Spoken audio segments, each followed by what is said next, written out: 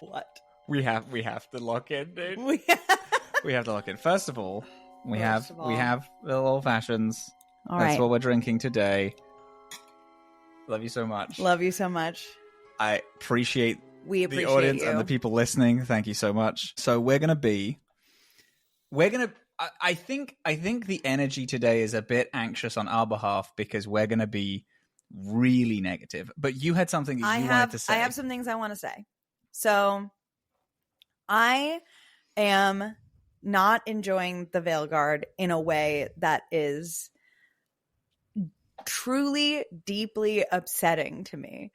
And I know that there is a lot of criticism of this game from multiple fronts that is unfair. There was a lot of reactionary, bigoted opinions about the game because they're simple things like there being the ability to be a trans character and and a trans character being in the game. So I get that there's a lot of defensiveness out there about this game because a lot of the criticism has been that kind of unfair. And a lot from people who clearly haven't played the Dragon Age series.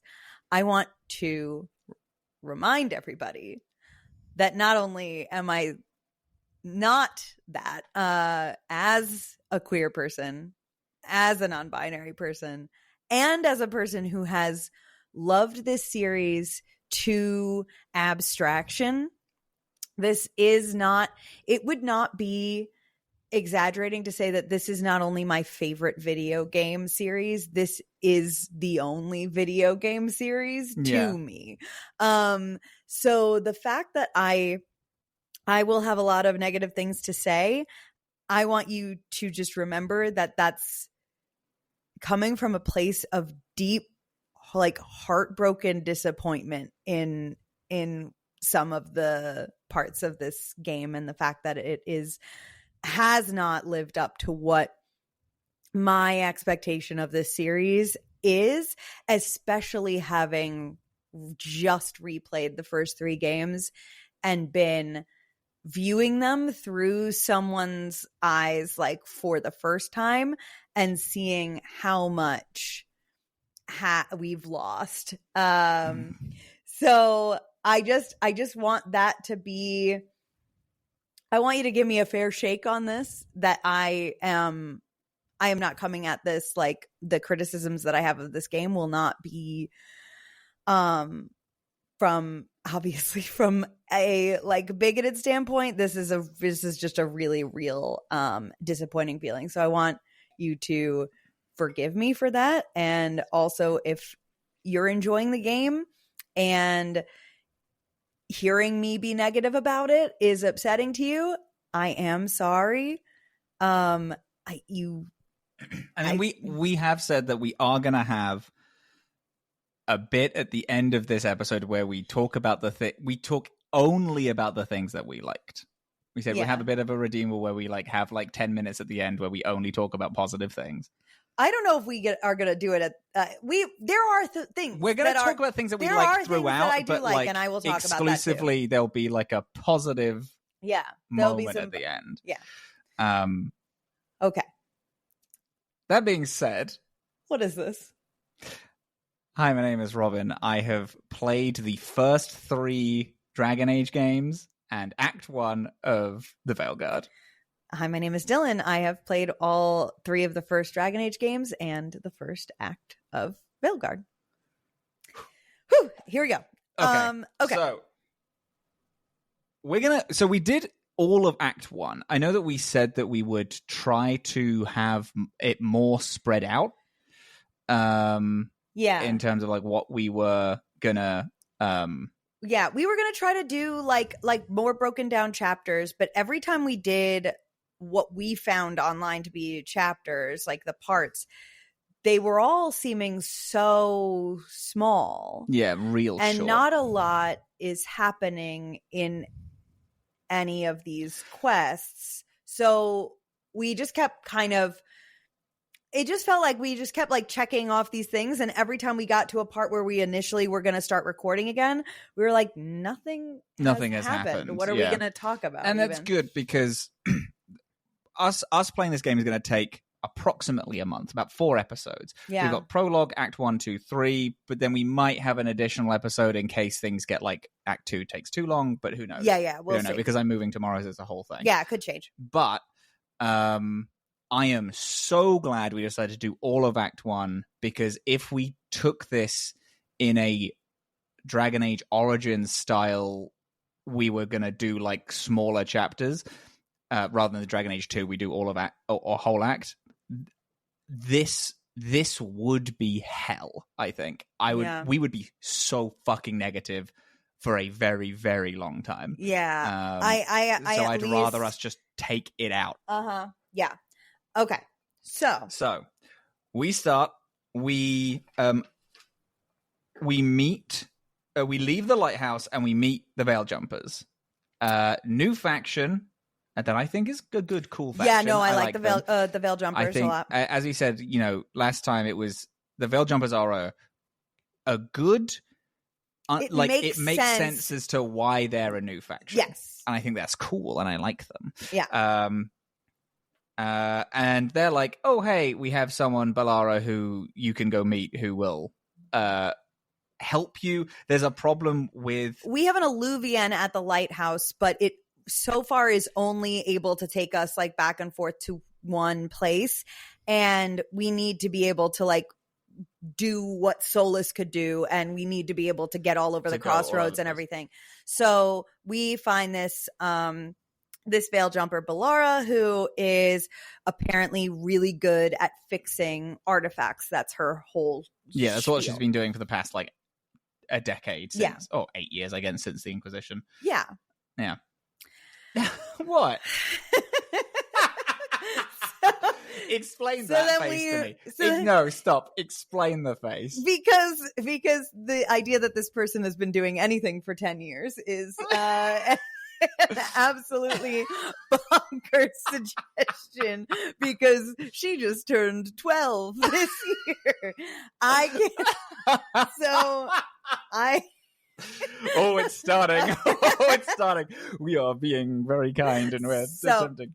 So we meet Balara. And we're with Nev. We're because with Nev. Both of us picked Harding, and Harding is still injured. Correct. So Harding has to stay behind with the Veil Jumpers, and then we take Nev, and then we meet Balara. We get put in we find ourselves in this like bubble, this weird elven bubble that we can't leave, and we need to disable an artifact. Yes. In a weird thing that I thought would be a plot point, like, oh yeah, there are these bubbles. I keep thinking things are going to be plot points. I do keep thinking that. And then they keep not being.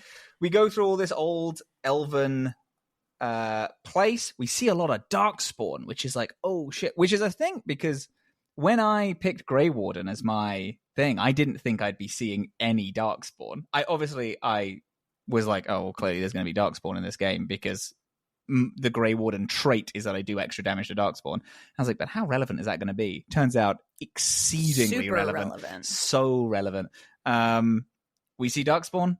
They're new and evolved and being weird, and there's blight cysts everywhere. And the blight cysts, which is a like theme in the game, which I think is I don't hate.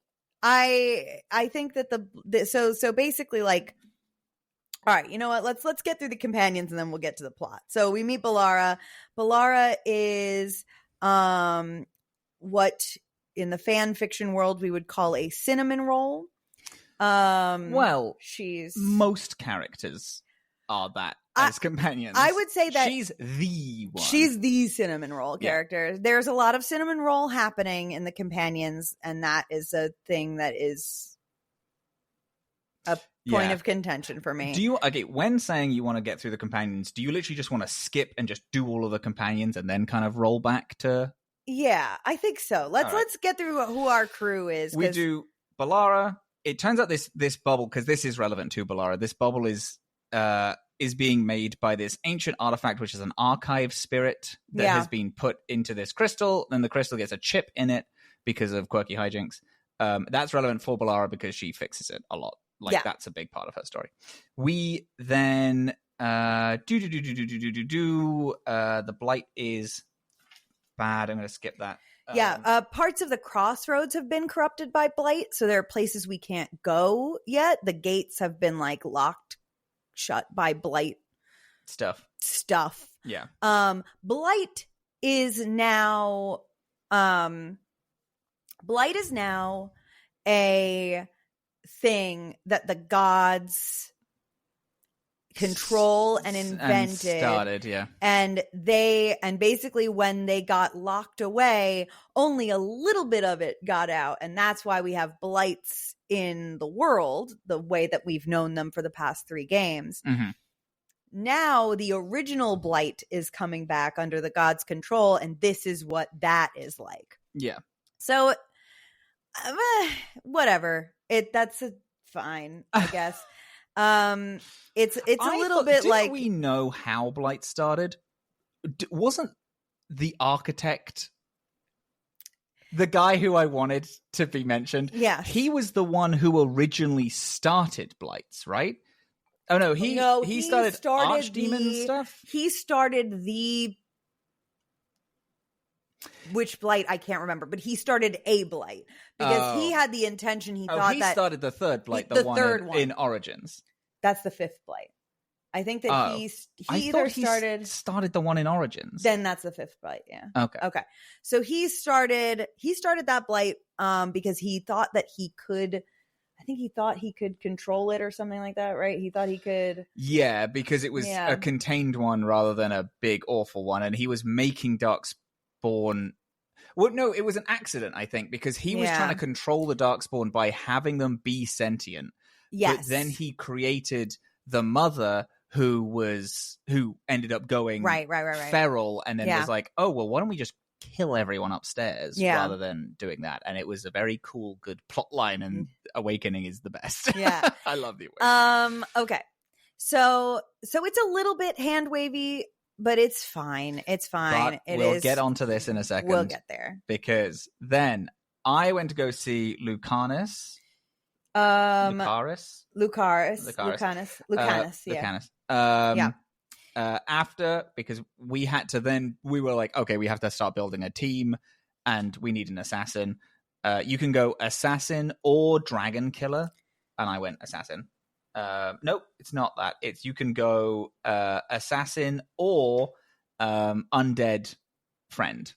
I think is the 2 that you have. Yes. I think I did that order because we have Nev. We meet the other shadow dragons in Minrathous.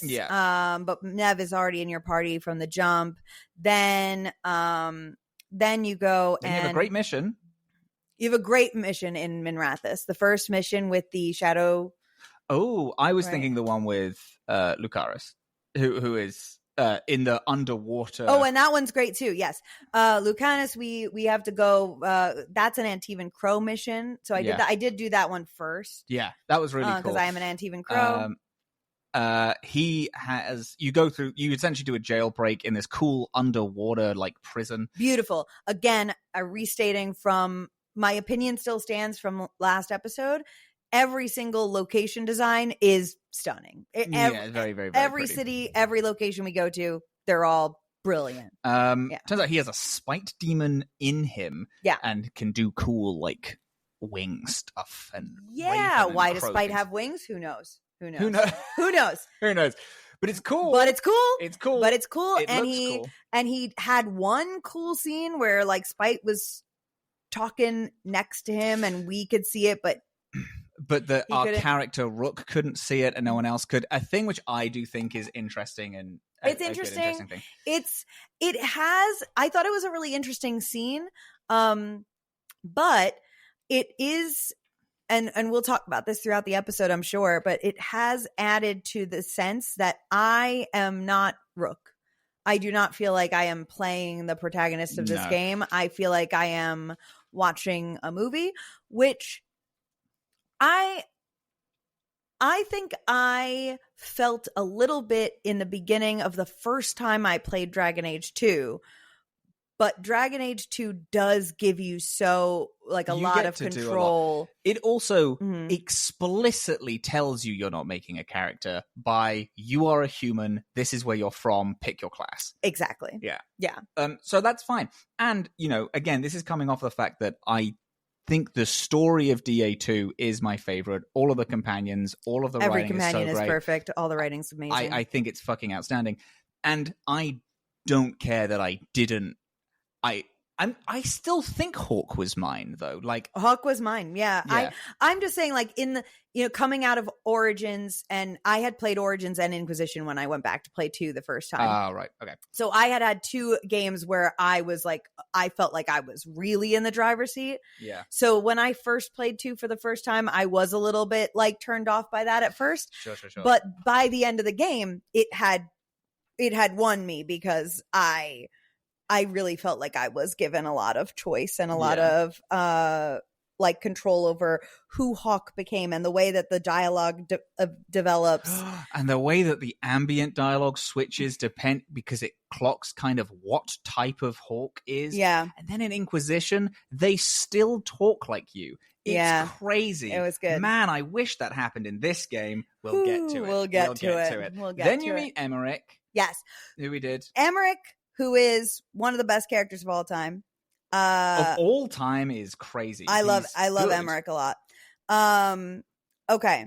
So we meet Lucanus, who is an Antivan Crow.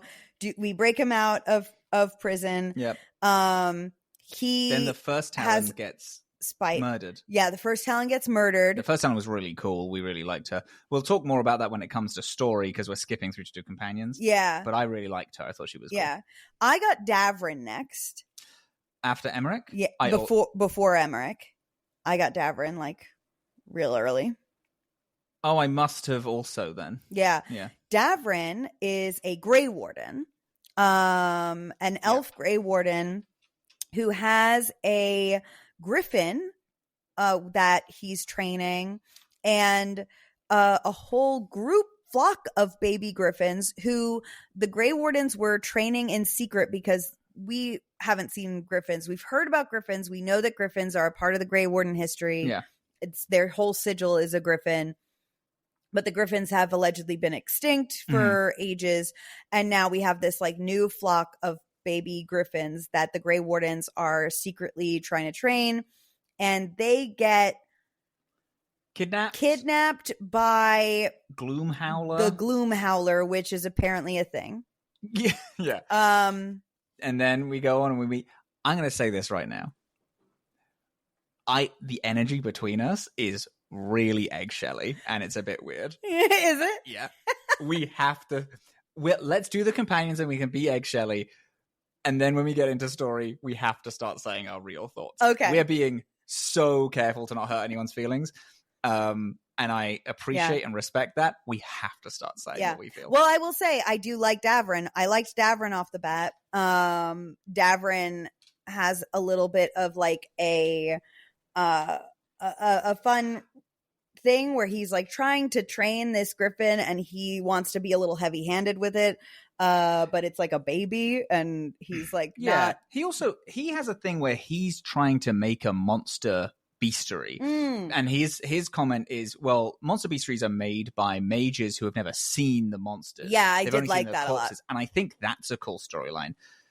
It led to one of the more frustrating moments for me in terms of a dialogue wise. Yeah, I know. But I think it's cool. I do like Davrin. I think Davrin it has a thing that I'm not sure why it's rubbed me the wrong way, because he's so close to being so interesting.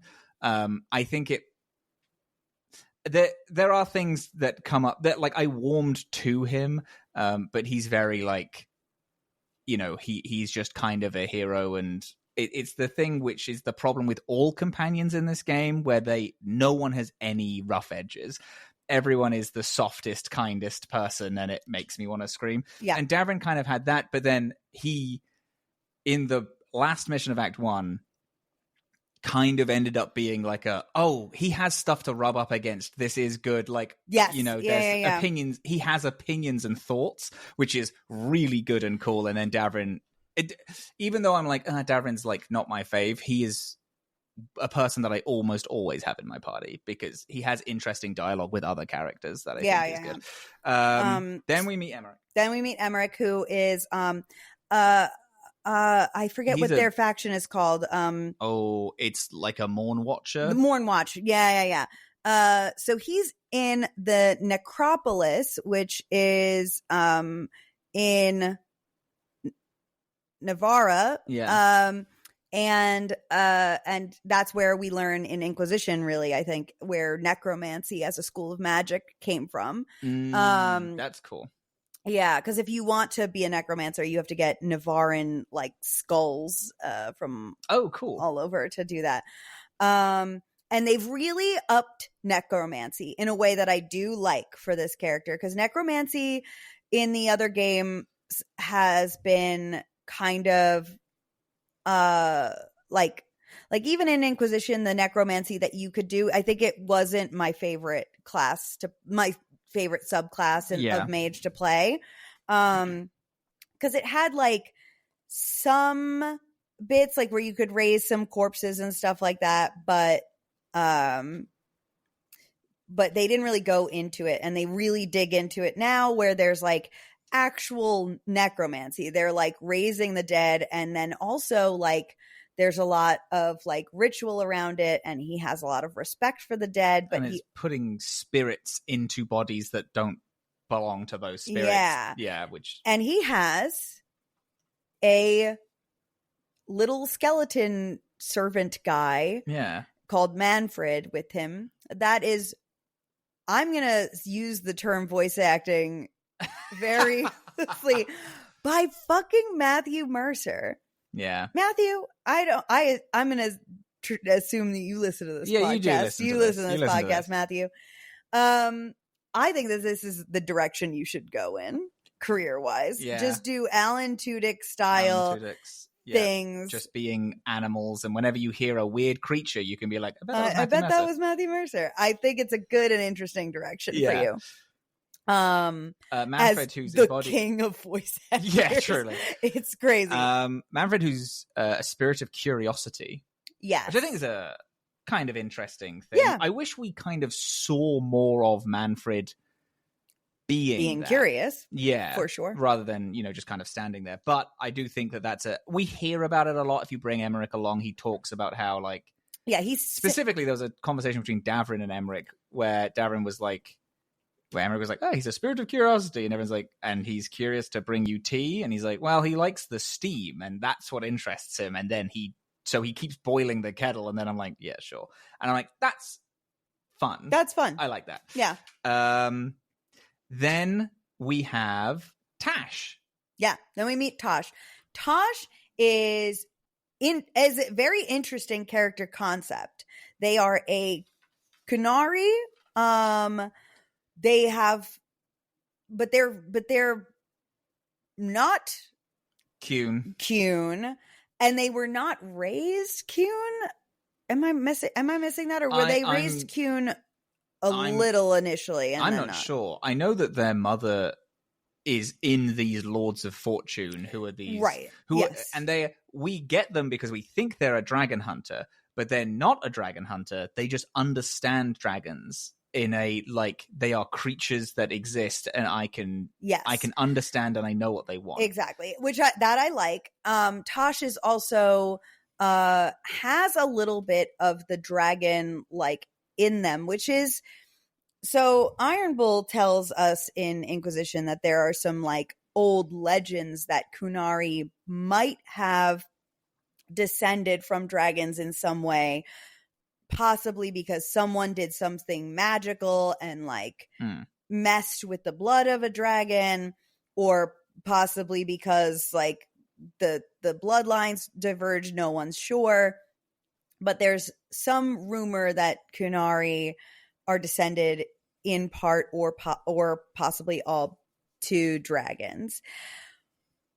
Now we've met Tosh, who like is like they're nailing that down as true, in my opinion. Like they're saying like, okay, that's not no longer a rumor. The Qunari are descended from dragons.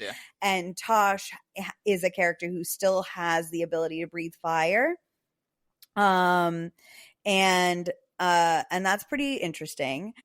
It is interesting because Tosh's character right off the bat, we almost immediately start getting dialogue from them that indicate, because they're presented to us by their mother using feminine pronouns. Well, and we names. Also do it. And it's we the also first do interaction we have. Yeah.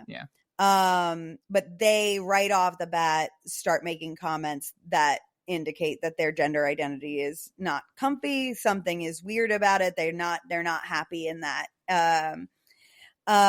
Which is interesting. I find it a little bit. I find it the way that it's being presented to me a little bit like babies first. Babies first, yeah. And I know. Look, I'm not gonna say that like.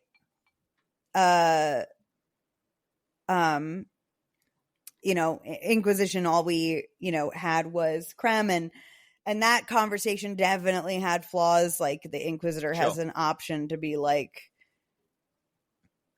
I forget what it is, but the Inquisitor has a weird, gross option to say.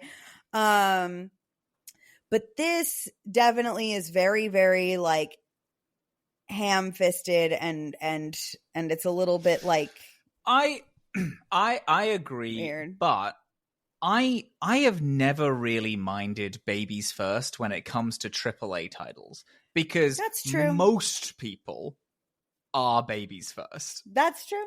That's are true. Not, so it's frustrating to us because of the lives we live. But the most people that's going to come up against it is like, it has to be ham-fisted to them, or the people who are playing the game that don't know anything about this are going to be like, "But I don't understand," or they just won't pick up on it, because you have to be as least subtle as possible. That's the thing about it, though, is that I don't feel that that's true. I don't think we have to speak to people this way. I think that the general population is and deserves better written stories about queer people. And I think that they can handle it. And I think that they can get over it. And I think that they need to. And I think that we deserve more interesting and deeper stories that are told better. And this is fine. Tosh is at least a little bit interesting, has some, they have like a little bit of an attitude, which I think is fun. They are, again, really childish, though. Right. Like do we want to talk about our feelings about the characters? About the companions? I have so I've said this for a while. If anyone follows me on Twitter or Blue Sky or anything, I was like, Harding, I mean, even last episode I was like, Harding is the most beautiful thing I've ever seen. Why is she a baby? I have stopped romancing everyone, because everyone is a child. Everyone is like the most like pastel the first time they've ever opened their eyes. Like, I genuinely felt like I was attempting to date 14-year-olds. I thought it was so fucking gross. In particular, Balara, Harding, and Tosh, which irritates me. It irritates me because those are three of the like. You have two feminine coded characters and a canonically AFAB non-binary character, and those characters are all written like babies, like children. And Harding was spy master for the Inquisition for a decade. Ooh, Harding was one of the two people who were set to take over for Liliana, the murderer, the most ruthless murderer in all of Thedas. That is a problem with every character in this game is. I just find that those three are particularly bad. Every character is so. This is a fan fiction of the Dragon Age franchise, where talking about meeting previous characters, which is also. It's crazy because this is I had an opening joke, which is I think I played the wrong game. I accidentally played a Marvel Cinematic Universe game. My feelings about this being a Marvel Cinematic Universe game have only increased. It's like everything about this is Marvel. Every character appearances of old characters are so one note, come in, marvel it, and then are not relevant remotely. Morrigan turning up is insane because she's one of the most powerful people, has an Alluvian. Don't get me started on everyone being able to have a fucking Alluvian nowadays. Alluvians are everywhere and they all work and everyone has one. The Grey Wardens got one as a gift. Yeah. It's crazy. You gotta help me. Someone has to fucking revive me. I can't. It's all right. Again, the Flanderization of magic items. That is a thing that egregious in this because game. So I do need to like split up my concerns because some of my concerns with this game are things that are a very Dragon Age-y thing to do. And the Alluvians becoming a plot point, that's something that feels very Dragon Age. So I'm complaining about it, but in a /loving way, because I feel like Dragon Age has always done that, where like the thing that was this rare thing, like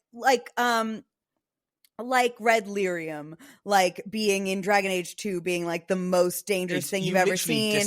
You discover it, and like if you are around it for more than a minute, it talks to you and turns you insane. Versus Inquisition, red lyrium is fucking everywhere, and you're hopping all over it, and you're hitting it with your knives and shit. So like that to me is like that's a Dragon Age criticism overall. Yeah. Then there is this is not a Dragon Age game criticism, and this is you've abandoned the point of this. You've abandoned writing, storytelling, character, pacing, everything. It's just shot and rubbish. Anyway, right. So let's go to the major storylines because there is a lot that now we can start. Have we talked about all the companions? Have we met everybody? Yeah, that's everyone. That's everyone. Okay. Yeah. Good. So we jump back. We go to the Veil Jumpers camp. Morrigan fucking turns up. Morrigan turns up. Does she have a kid? Who knows? Is he a god? Who knows? They didn't ask. They don't want to know. So who fucking knows? Robin had a great idea. We've had a lot of great ideas in what we would do in this game because Morgan showing up is always a fun moment to see Morgan.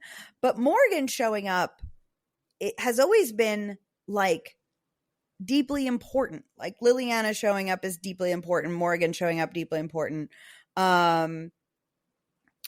Morgan showing up in this feels like nothing. She shows up. She shows up immediately. She shows up almost immediately. There she is. She's a Marvel.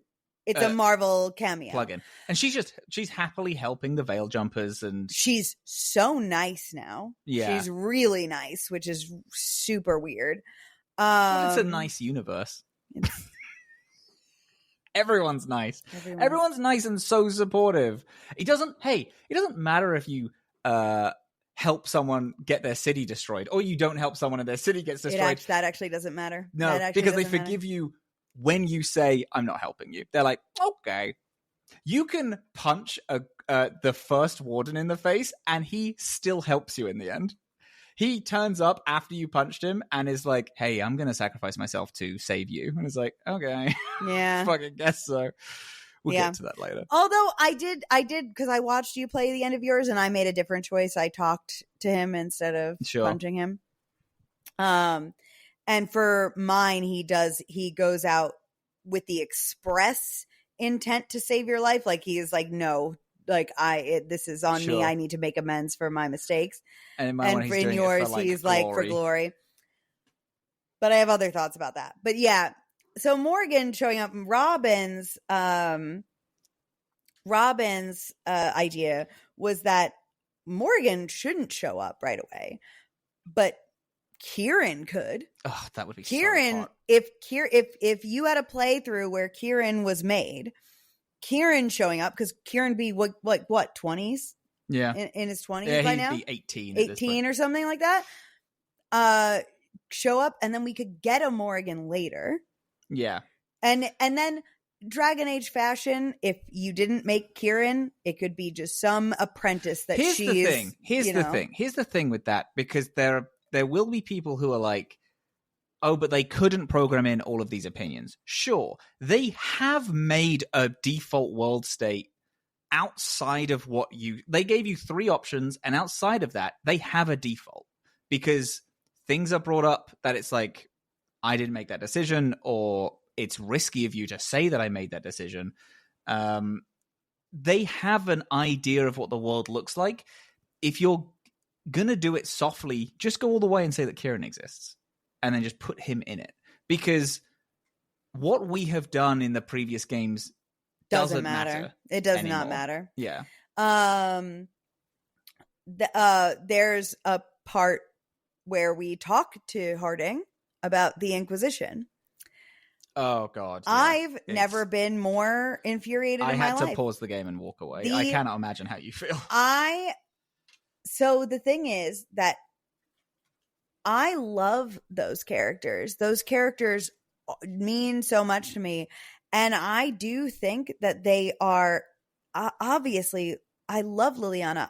That was my wife. Yeah. That's my fucking wife. But the uwuification of these characters in retrospect, in hindsight, like, first of all, Harding herself is a badass. She was the #1 scout for the Inquisition and was gonna take over for Liliana. Liliana is a murdering spy. Yeah. Liliana has saved the world 3 times. 3 times. I don't know if we could just go back and I could remind everybody of the coolest fucking scene in all of Inquisition is if you side with the mages and you go back in time and Liliana like strangles that guard with her legs, like all scarred up, and then fucking and doesn't want to hear anything that you have to say, and it's just like, and I'll save the world, and I don't even want to fucking knew you'd turn up. Yeah. Like, yeah, I knew you'd turn up at some point and save us, and then that's why I didn't say anything for a year. Yeah, and I just fucking dealt with it, and now we're gonna save the world. You're gonna go back in time. I'm gonna die. I'm gonna die.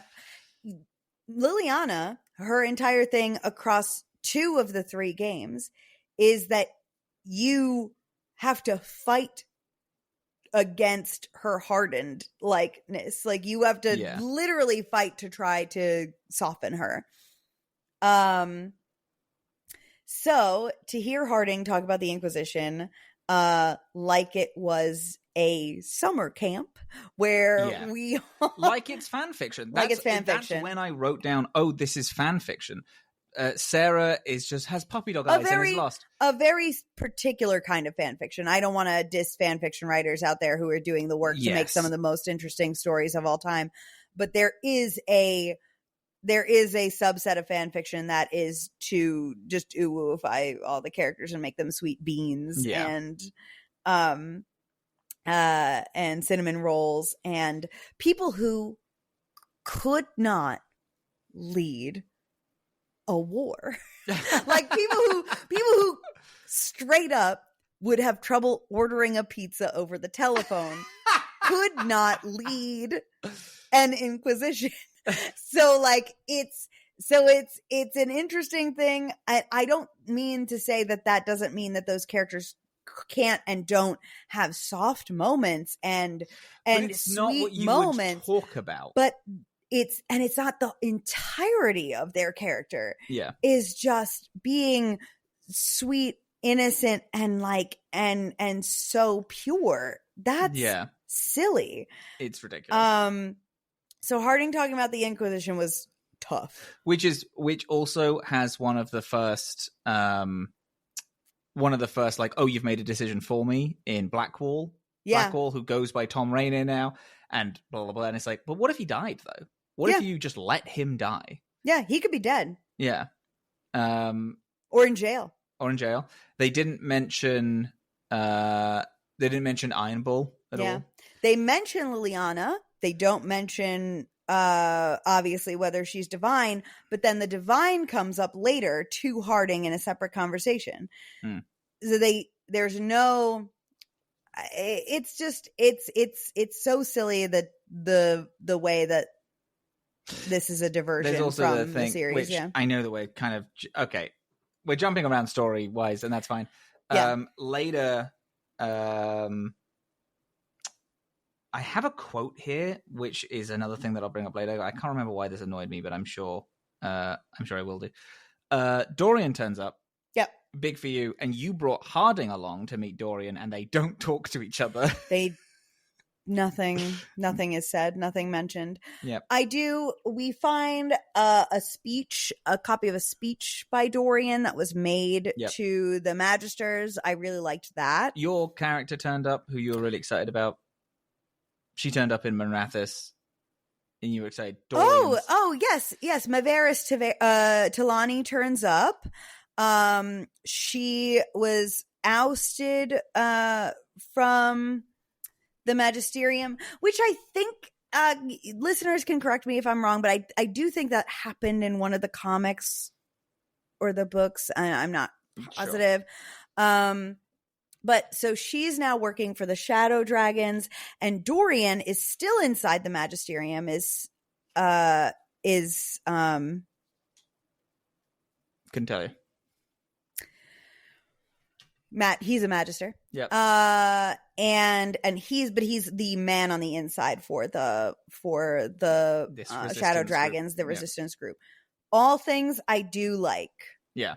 Also, I realized I just read this quote in full. It's not that I didn't like it; it's that I did like it. I thought it was funny. It was Morrigan talking about Solus, because you're like, oh yeah, isn't it crazy that Solus is trying to take over the world, which he's not anymore. He's just a guy in your head, and it's bad. He's not trying to do anything. Decided that I actually hate this storyline, and I think it's rubbish. Well, so I like that, like, communicating to Solus through the Fate is a thing.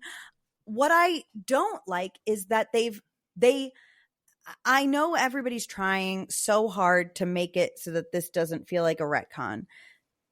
Solus says to you at the end of Inquisition, he's going to let this world burn in the raw chaos when he tears down the veil. He says to you, live well while time remains. Yeah. He intended to let the world burn, but the new storyline is, no, I totally was going to save everybody. I just wanted to trap these two harder and tear down the veil, and I was going to minimize the damage. Bad. I just want to bring magic back to the world, and it's like, you never wanted that.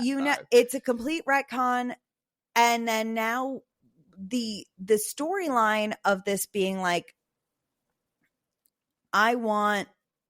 if you've never played this series before and your first game is Veilguard, what is talking to Solus? What does that mean to you? Because right now, all it is to me is just like kind of a nostalgia visit that we're having. Yeah, I'm like, oh, look at Solus. And these two gods that we're fighting also mean nothing to me. They like this. No. This is, first of all, it has no tie or connection to what we've heard of the gods in any previous game. Yeah.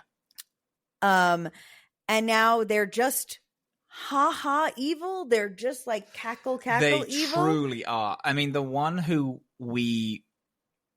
who's our main antagonist for this first act is the god of monsters, and looks great. She's a cool little design, but is truly just like she's evil because she's evil. I feel like I'm back playing World of Warcraft and I'm just fighting. It's like, oh, this is a month. This is the this boss is the god of evil. Yeah, this is the god of evil monsters, and you have and then all right. So then you brought this up, and I also have been thinking about this. Is the elves? Where are the elves? Where are the elves? There was a big point at the end of Inquisition that a huge amount of elves have left the Inquisition and all of the world, and to join Solus's resistance, because they also want to bring back which they wanted to bring back elven magic and bring back the gods. That's what they wanted. Yeah. That's what Solus's plan was. But we are fighting demons, Darkspawn, and Venatori. Like, there's no Solus has an army somewhere, but he's just trapped in our little brain, and he's just like giving us quirky kickbacks occasionally when we're like, all right, just before, because I'm gonna go on to how I actually hate Rook in this. I think Rook is bad. Rook is maybe easily. No, Rook is the worst protagonist. Easily the worst protagonist in these games, because Rook isn't a character. But we'll go on. Rook isn't a character. I just want to explain this one quote before we go on. The quote I did like was Morrigan saying, when you're talking about Solus, she says, it explains why Solus was so vexed when I explained ancient elven lore to him, which is funny. Yeah. Because we talked about that. Like, maybe it's not that, actually, Morgan. I was pretty pissed about it too. Yeah. But it's just a fun is a fun moment. That's fun. Anyway, then we get the worst item that's ever existed, which is the Lyrium dagger, an item that I fucing hate. Turns out Harding is magic, a storyline that I did want. I wanted that. I wanted that. I was really into it. Harding is hearing the Song of the Stone. Yeah. And something magic awoke in her. That's another thing, another moment where the audience can hear it, but the character can't. The character of Rook can't. Another thing that I think is good. I need to turn to you because I'm looking directly at you. I think it's fine. I think it's fine. I think if the story was better written, I would like it more, but this is genuinely disastrously written. And before, people are like, oh, well, this game has been in creation for 10 years and it was going to be a live service game and then turned it. That's fine for mechanics. The story stays the same. There's no excuse for the story to be this way. I will say that I was not in a fucking rush. That is a manufactured problem, that the game, crunch deadlines and things like that. That's a problem with the industry. That's where, Dragon Age 2 is mechanically one of the worst games ever. But the writing was so good that I will continue to replay that game. Oh, absolutely. Yeah, it's on my replay list. Easy, and I will continue to do it. And I will slog through the worst fights of my life because I love the story and the world that they've created. And still, I will say that game's failings are a corporation failing because they imposed a crunch that was unnecessary. Yeah. We, the audience, didn't need the game to come out that soon. Yeah. We're fine. Dragon Age fans have kept the love of this series alive through sheer force of will with no new content, like heroes. We did not need the game to come out in a particular time frame. A corporation decided that the game needed to come out. They decided to put crunch and fire certain writers and change the spirit of the game. Yes, the devs. So I'm kind of responding to a lot of the pushback against criticism that I've already saw.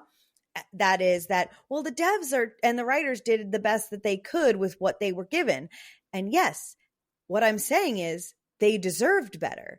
They deserved more. They deserved more time. They deserved to have the original team deserved to have more input. They deserved more pay and more breathing room, and we deserve better also as the consumers of this series. So like, yes, they did the best they could with what they were given.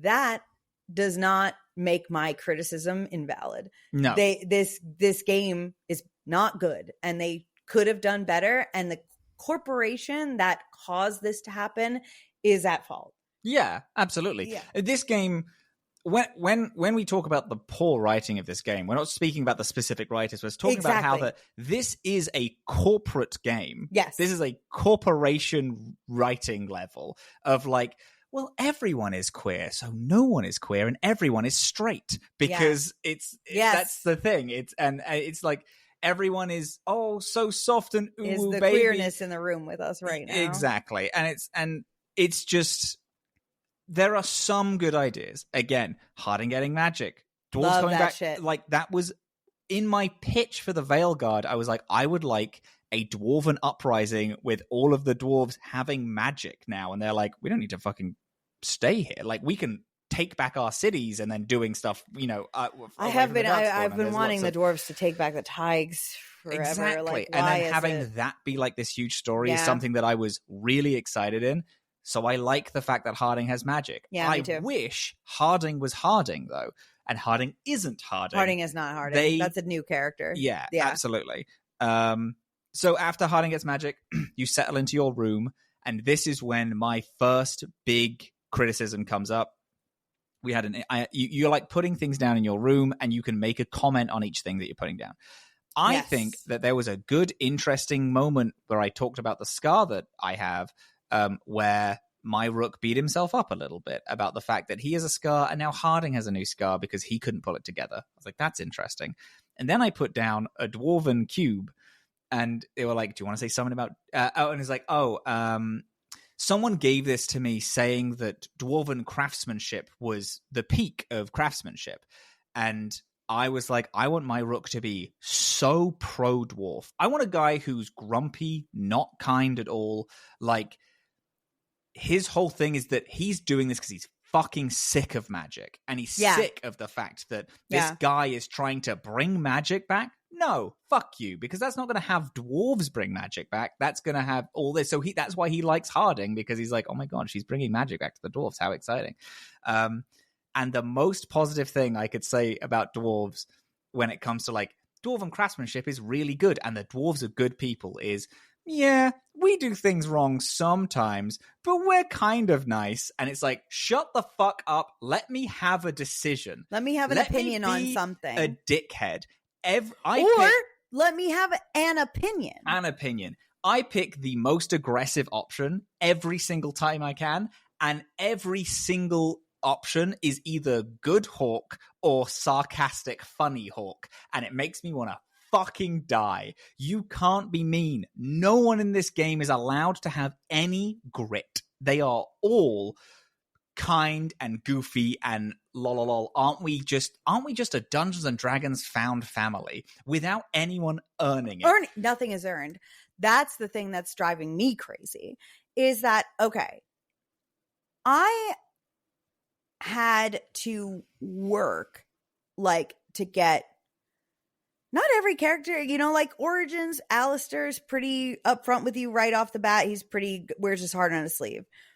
Liliana, though, you got to work to get... Dragon Age 2, you got to work, dude. Dragon Age 2, you really have to bring work. people with you to say the things they want to hear.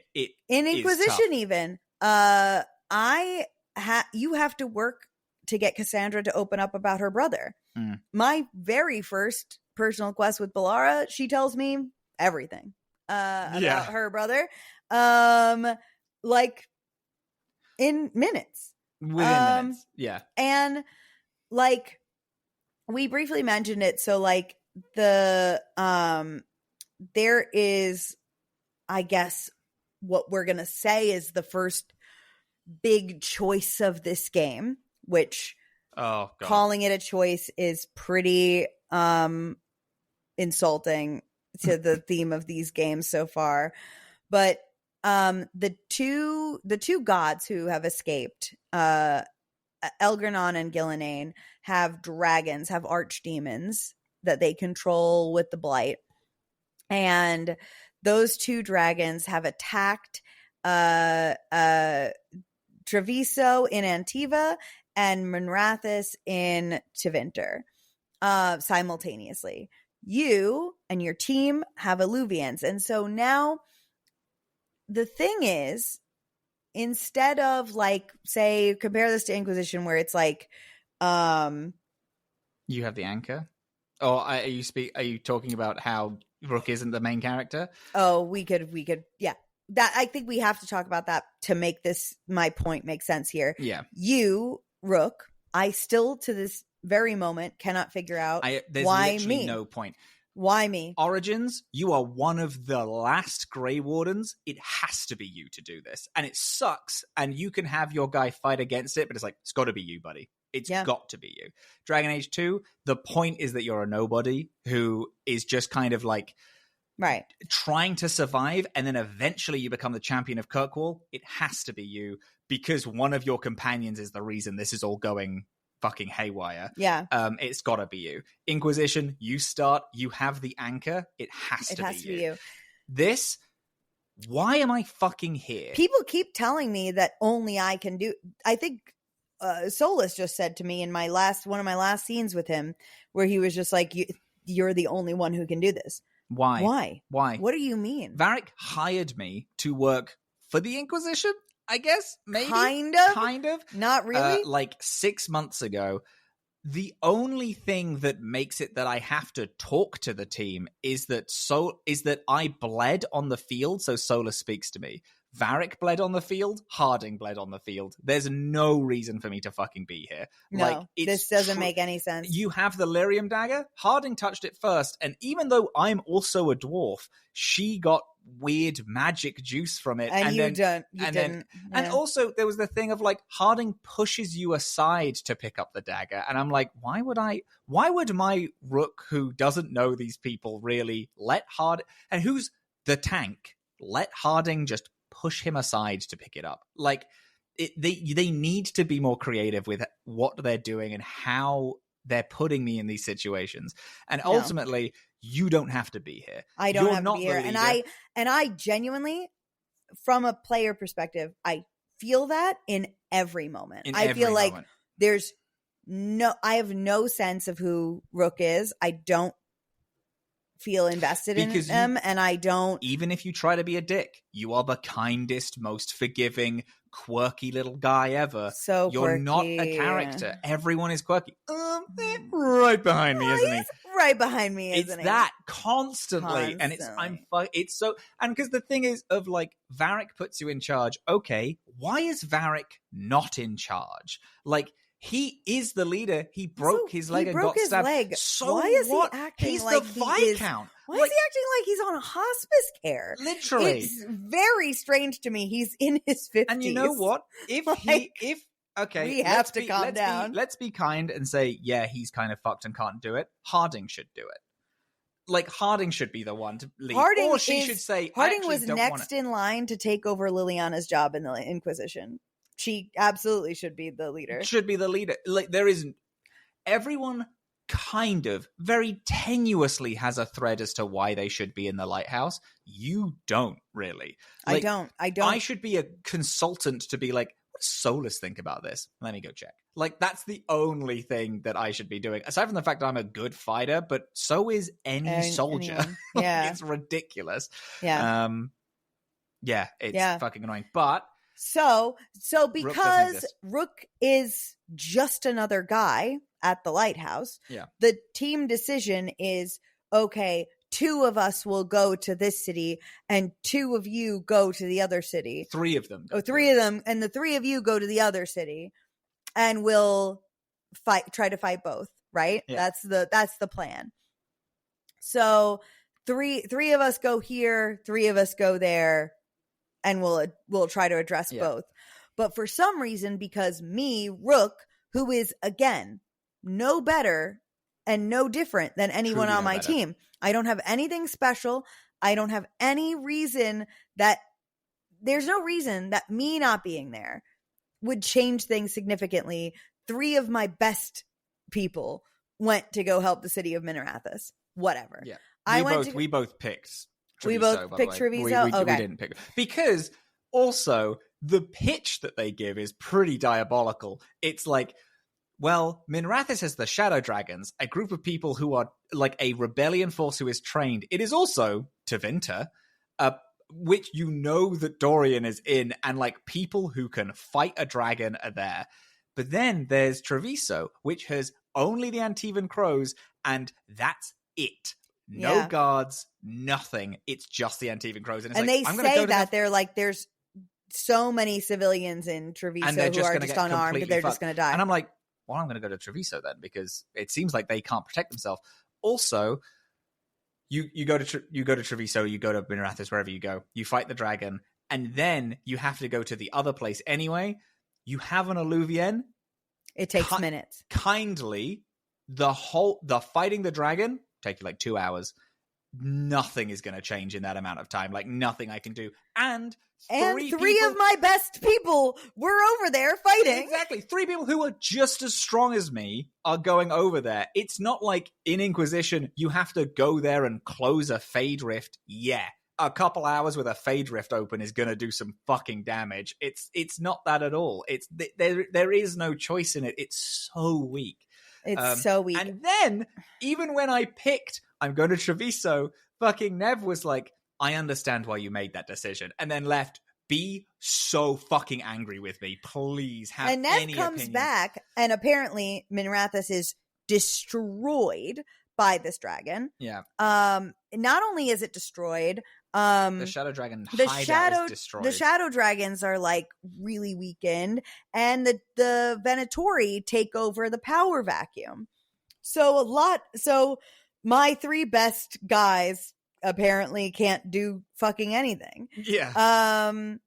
Even though they are, again, not any different than me. Like, I am just a guy. Arguably, they're stronger than you because they can do flips and fly and do these like crazy abilities. Yeah, and they don't have health bars. Exactly. Whereas I'm just swinging my big ass hammer around, not being like waiting for them to manipulate the status effects that I start on them. So when that's done, and this is a thing that happens throughout this game, because she then says, like, how he destroyed Minerathis and she's upset. And then immediately, in the same sentence, without any dialogue input from me, she says, but I know it wasn't your fault and you tried your best. And I was just like, man, Jesus, like, fight with me. And then, like, just now, like, she's like, she gave me a new quest. My like in like the follow up after the big fight, and just talking to her, she gives me a new quest, and they did that thing again that I'm actually gonna. I actually the fate of our future is looking fucking grim, because it came up where she gave me this quest to help her in Minerathis with something, and it came up with a little thing on the side that says, Nev doesn't entirely trust that you have Minerathis' best interest at heart. And I was like, could you we're fucking cooked. We're so fucking cooked. We're in a bad place, and AI is going to take over. It's going to win.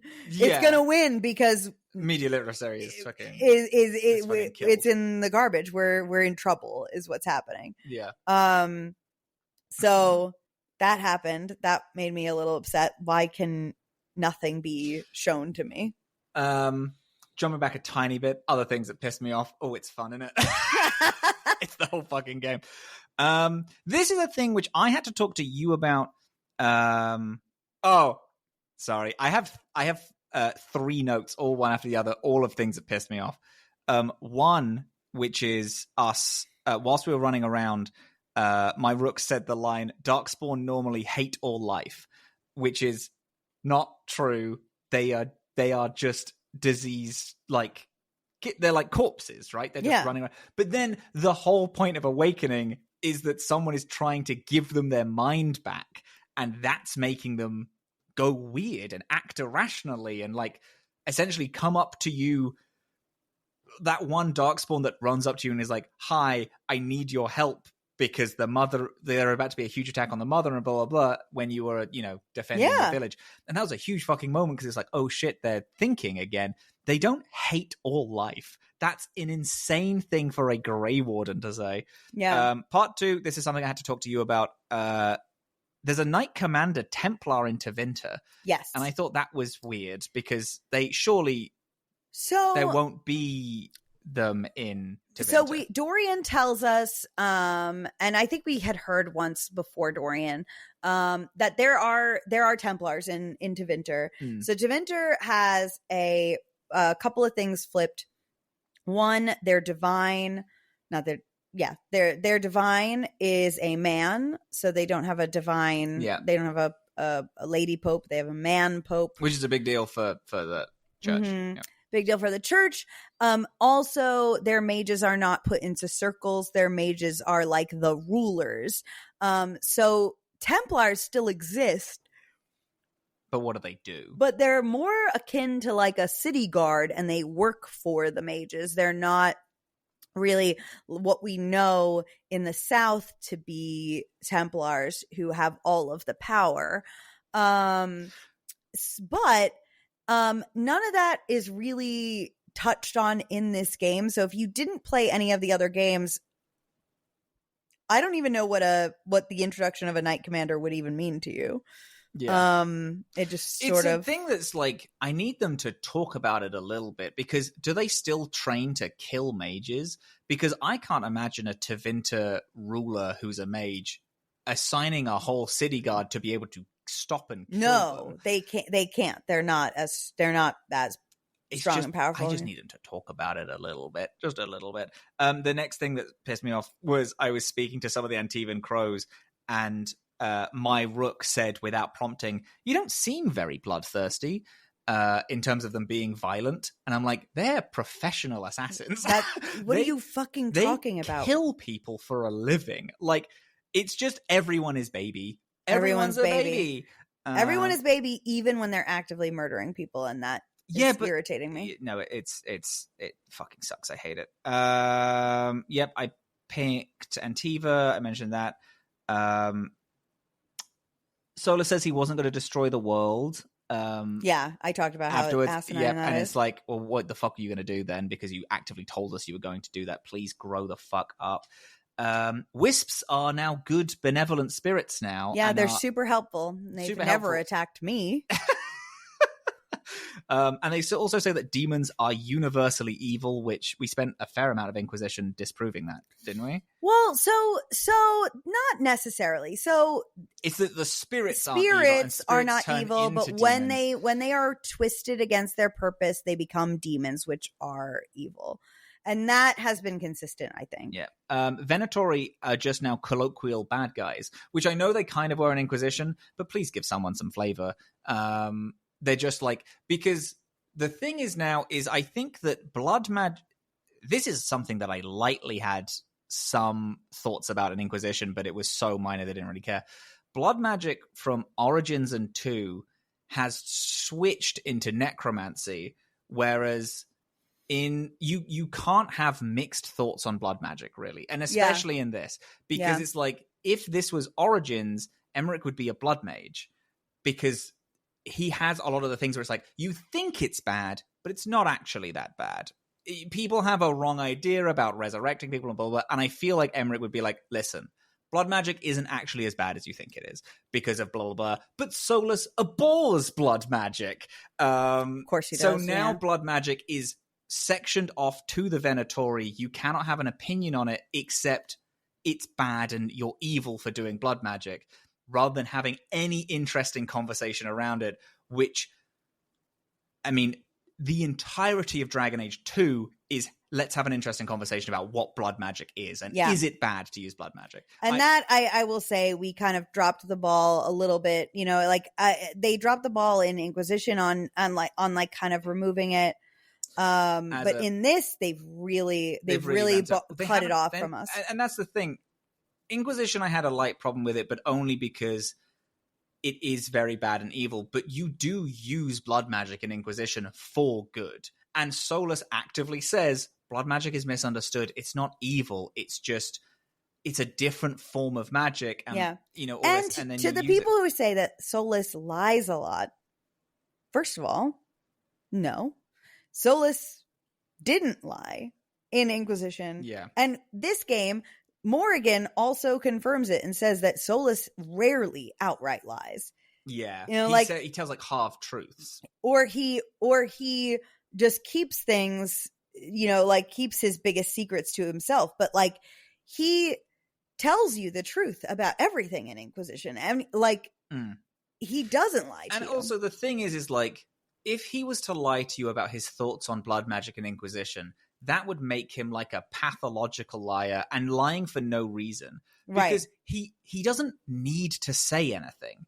He does, but he openly says, "Oh, no, people have a wrong opinion on blood magic." And that's not a thing like even the god of lies has better tact than that. Like, what was your play then? If you're just openly lying, that's ridiculous. Also, if we're to believe the plot of this game, the god of lies thing was a manipulation that Elgar'nan and Ghilan'nain like he's just a guy referred to Solas as to turn his people against him. Yeah. Like that's it's not actually accurate as to who he is. Yeah.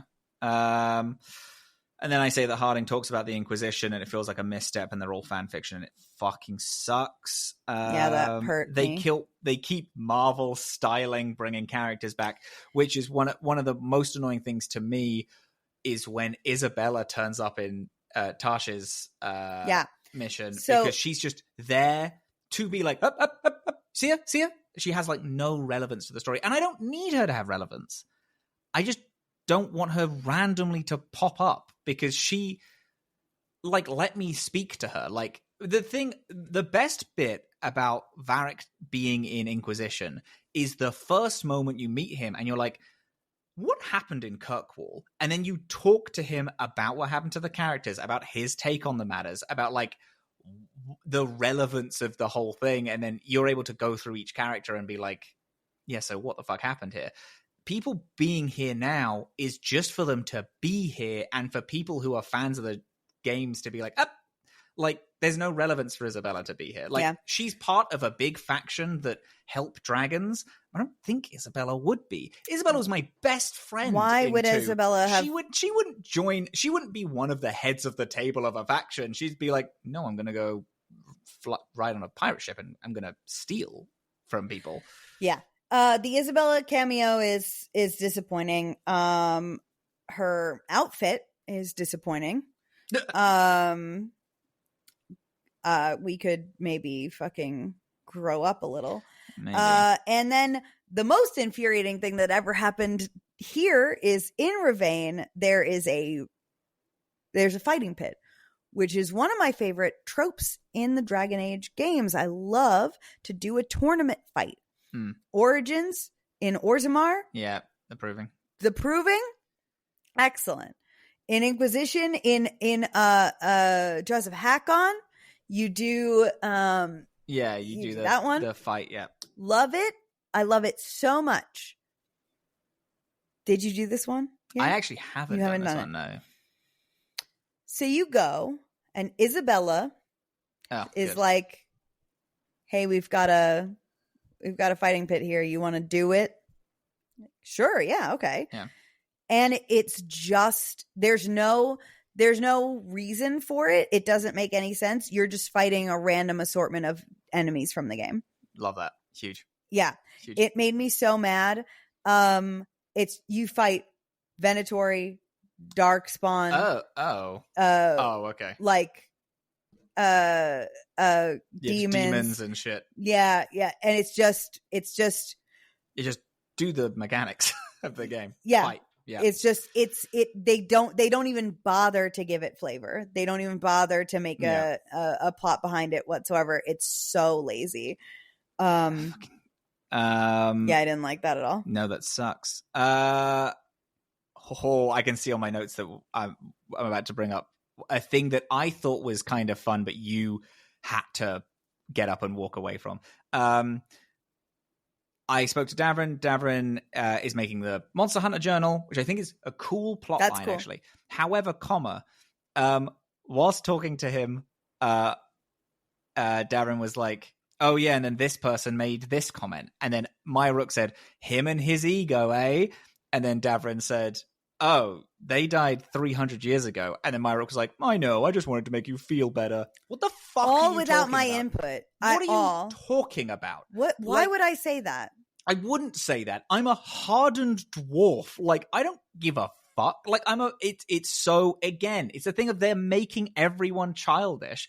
Even you don't have a life or opinion or thoughts. You are just, be as nice to everyone as possible, regardless of what you pick. All your crimes will be forgiven because we don't want people to be mad at you. And it's like, no, like, let me be smart and be like, oh, that guy died 300 years ago. So, I mean, you can probably, it's ridiculous. And the problem is this was bounced off of a previous like dialogue tree option, but the dialogue trees don't fucking tell me what I'm going to say, which is a comment that's a common Dragon Age problem for sure. But this is by far the most egregious, worst, yeah. Because they don't say even remotely what is on it, and it's always making you seem like a child, like you don't know what you're doing. And it's like, if you want me to not know what I'm doing, make me not the protagonist, like or not the leader of this outfit, because not only do I not have a reason to fucking be here,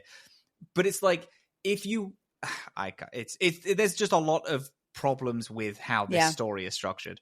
What was the part that I was upset about? We're getting to it. Okay.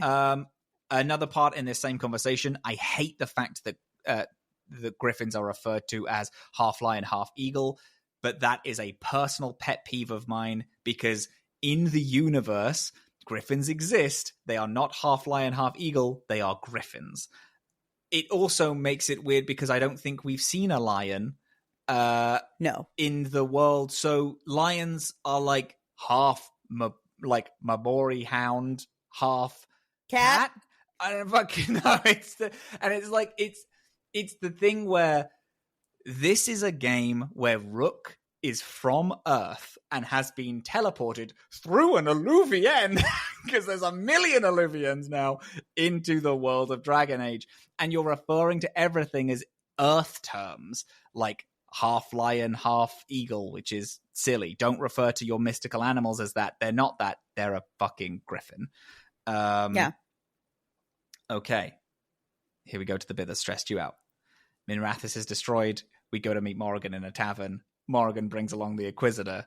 And you got so angry because I played it alone and I was like, I liked it. I thought it was fun. Helwyn has some interesting comments about how she used to love Solus, or he's not the person who she thought he was. Yeah, my Inquisitor did say it was pretty harsh, which I liked, and was just like, Solus betrayed us. We have to take him down, which I liked that part. You hated this bit. You were very angry. I was pretty upset about the generalness of the conversation. It just felt very empty. The Inquisitor, I don't even remember. Like, it's just nothing really happens. She just kind of talks. Well, the Inquisitor just kind of talks like to you about how, only you can do it. Yeah, only you can do I'm it. Dealing with all of the South, which is a thing that I'm like, fine. The Inquisitor can't help you in the North because whoever they are is fixing all of Southern Thedas. Yeah, we learned that the gods have unleashed Darkspawn onto the South too, and the South is really struggling. We learned that Valrio is in trouble. Yeah. That city has been destroyed, I think they said. Yeah. It's like most of the cities is been a little wrecked. Yeah, so the Inquisition is working on that. Which is fine. That's fine. You also have a metal arm now, but they don't. Yeah. Which is, again, it's fine. I would have kind of rather Helen just had like one arm, because it's like, looking at it, it's not obvious at all that you have had, like, you are now disabled and have had one arm removed from your body by Solus. There's also a thing of, if you join the Red Jennies, you would have a crossbow arm, and that's the thing which I would kind of like to see. Yeah, I would just that. kind of, if my Helwyn was going to Minrathous, a place which she has been told is demon country hell, or everyone there is hyper evil, and leaders hate you there, then she would, I mean, admittedly, she'd probably bring more backup. Also, why I wanted to talk to Varric. Why would, Varric is the guy in the Inquisition. Like, if I was the lead, if I was Helwyn would be like, I don't want to talk to you, Rook. I don't care. Where's Varric? He Varric? Got stabbed and I haven't seen him since. I need to see how one of my best friends is doing.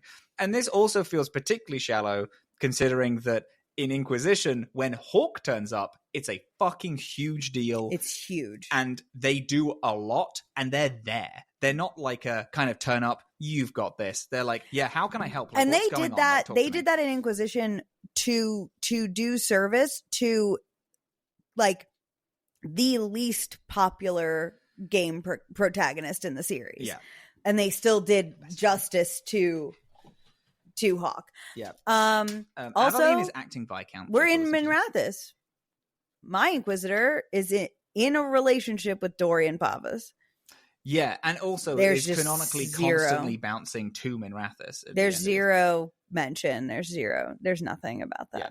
Well, yeah, it's because they only care if you romance Solus.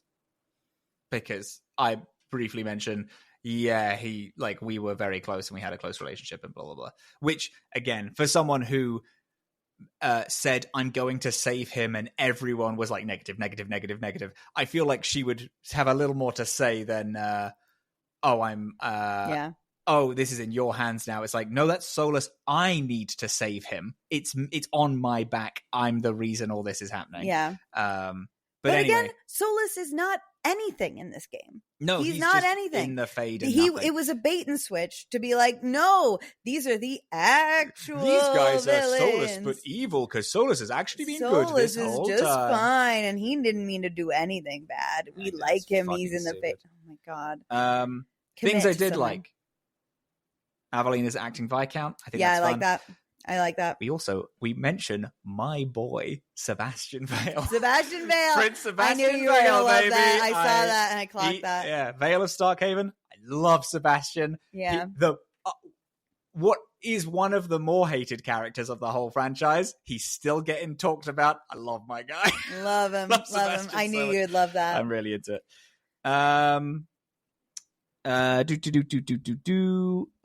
It's all about Solus Ex Inquisitor. We have to talk about the dagger. Hate this item. So the Lyrium dagger is the MacGuffin. It's the anchor. It's the Lyrium idol. It's the. There is. It literally is the Lyrium idol. It also literally is the Lyrium. Interesting. I think that's fun. I was initially a little confused on that, but I think it is fun that the Lyrium idol has come back. I think that they could have. I don't like that it's blue, because it's not blue. It should be red. Last time Meredith held it, actually, not even Meredith. The last time the head of the Templars in Inquisition held it, it's red. Yeah. So it should be a red Lyrium idol. Yeah. But whatever. So, we have this thing. So now, when we meet all our companions, they all have a special ability that will help us navigate the world. And it's very specialized. Whereas in previous games, you needed to have a mage with you to do certain things, and you needed to have a fighter with you to do certain things, and you needed a rogue to pick your chests, etc. Now we have this specialized skill for each person. And so they do introduce that to us, and then we find this dagger, and then immediately upon finding it, Rook can, no matter who is with him or not with him, use every single one of his companions' abilities from the dagger. It is so disappointing. What a lazy piece of mechanics and device. And with that, combined with the fact that your companions in battle do not have health bars and do not get targeted by any of the enemies. They are exclusively there to... Your companions are not characters. They are extensions of you. They are just additional spells that you have in your pocket. And that is all they are mechanically. The fights, this game, I'm sure that if you really like building like interesting, like mechanically interesting fights, I feel like this game is probably very fun for you. I do think some of the fights are fun.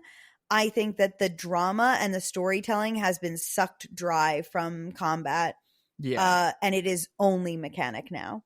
It is just a mechanic. Like, so one of my favorite moments of my entire playthrough, and maybe in any playthrough, was the Inquisitor dropping down and Dorian freezing time to save him while every other companion died all around the two of them. Yeah. Nothing like that can happen in this game. Nope. There's nothing like that can happen. The mechanics are so, it is Rook is alive or Rook is dead. Yeah. That's it. I will say that I don't think the mechanics in this game are bad by any stretch. I appreciate the angle that they're going for. I appreciate this that it was supposed to be live service and this is a live service game thing, and that the fights can be fun. I'm a mechanics guy. I like mechanics. This isn't my favorite combat system. I think Origins probably is, because I think Origins, it just, you feel like God, and it's cool. But I can find, as someone who plays a lot of video games, this is a PS2 action RPG game. Like, there is really nothing interesting happening in combat. I can find way better action RPG mechanics pretty much anywhere. Yep. That's to say, I'm doing optional fights because I'm at least having fun perfect parrying and dodge rolling and making my team so it's like they all bounce off of each other, which is actually a thing that I do think is a negative. I don't like how they've done the party system in this, which is like this person can set up a status effect and this person can detonate a status effect. That means that some characters simply, it just doesn't make sense for you to put them together. Tarsh and Davrin is who I had in the Weishaupt fight, and they don't bounce off of each other or me as a fighter in any way. So why do I have them together? Yeah. Whereas in Inquisition, for example, having two tanks on your team is probably not the best thing, but you can do it, and who fucking cares? Like, It doesn't really matter. This is like, you care a little bit because you can't do stuff if you don't have characters that can do X, Y, and Z. Yeah. And again, I'm doing all the optional boss fights. I'm fighting people 15 levels higher than me, and it takes me 2 or 3 times, and I'm like, that was fun. But it's very vapid, and there's no point in me doing it. Like, I just kind of do it, and I get like a champion rune, which lets me get into another place in the crossroads. The crossroads, which is a thing that I don't like. I don't like. I like the caretaker. I think they're a cool being. I like the kind of River Styx vibe that they have, where it's like you're like sailing from one place to another. Being in the Fade is not exploring Thedas. It is, I am insta teleporting to major cities. I prefer, again, DA2 is my favorite. Kirkwall is my fucking city, babe. But it's my city because we spend a whole game there and in one surrounding mountain. Inquisition didn't feel like this because you are taking time walking around. You're like exploring the world and finding like houses that have something interesting going on. There's like weird side quests you're walking on. Origins, you're in a lot of the major cities, but you are physically walking. Like, you have the little map which is making the walk for you, and even then you have random encounters which are fun and interesting and like weird stuff going on. And it's a thing where it's like, in this, I'm just immediately teleporting to every major faction, every major city, it's like, oh, but you can find things in the crossroads. And it's like, you can't find the things in the crossroads, though, because the crossroads is the Fade, and the Fade doesn't exist. It's just kind of a thing that is there. And and it's like, just hopping between Alluvians is something that I just don't think... It's a thing that in stories I don't like. I don't like later level D&D games where it's like, well, we can just teleport to where we need to go. It's like, no, let me walk there. In the real world, I don't like using Ubers because I can't experience what's on the street corners as I'm walking or riding a bike there. Like, it's a thing that I just don't like and don't buy into. So although when I get there, sure, the city is nice. I like the marketplace in Treviso is a cool place. It's I like that you place can a lot. buy a bunch of different things. Yeah. From different people. And I think that's fun. Minrathis, the 3 city streets that you can walk on, is fairly interesting. I would love to know what that giant thing in the sky is still. We still haven't heard anything about that. No. And there's just been nothing. And that felt like that's really pissing me off. That felt like an important It really did. thing. And it just kind of wasn't. And that's kind of the thing in this game, is it keeps almost being interesting. They keep almost dropping things that I that feel really interesting, and then they're gone. We're past it. There's like a fuckload of spirits in the crossroads, so you can kind of walk around a spirit village, but you can't do anything. You're just kind of seeing spirits do idle animations for a bit, and it's like, I would love to like speak to someone, and they're like, "Oh, I'm a spirit of vengeance or justice." The spirits returning to the crossroads is huge because these are spirits who remember the fade being like the veil being put up. Yeah. These are like the spirits that remember the downfall of the old elves. Would love to speak to them. Would love to talk to them. Would love to talk to them about Would love that. to talk to them. Would love to talk to them about it. But if you talk to them, then that gets you dangerously close to Rook having an opinion, and you can't have that. No character is allowed to have an opinion. Okay. You do that, the Inquisitor turns up, and then and then I spoke to Balara. I did her personal mission. Brother is there. She told me the whole story. I thought it was generally pretty dull. I spoke to Davrin. Okay. The Wardens in this game, the Grey Wardens, are just kind of, it's a stand-in for heroic good guys. Speaking to Davrin, I was like, so why did you join the Wardens? Because I would love to know why this guy joined the Wardens. And he was like, oh, I had a Dalish clan, and then I didn't really have a purpose, so I joined the Grey Wardens. Like, you signed yourself up to kill yourself in 30 years, and you didn't. You signed yourself up to possibly die that day. That's not what the Grey Wardens are. The Grey Wardens are all people who had nothing left. Yeah. And it doesn't mean that Davrin has to have because Davrin also talks pretty shitty about the other Wardens. He calls a lot of them the wrong sort.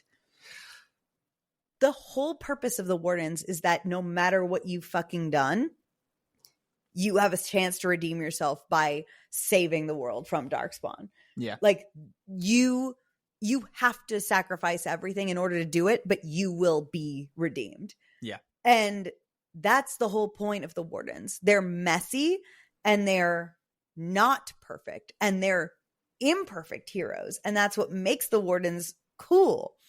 Davrin shows up and I'm like, oh, I like him. And also he's the first companion that we meet in this game that has a little bit of attitude and some kind of opinion, it seems, on things. And so then he signed up for the Grey Wardens because he just didn't have anything else to do.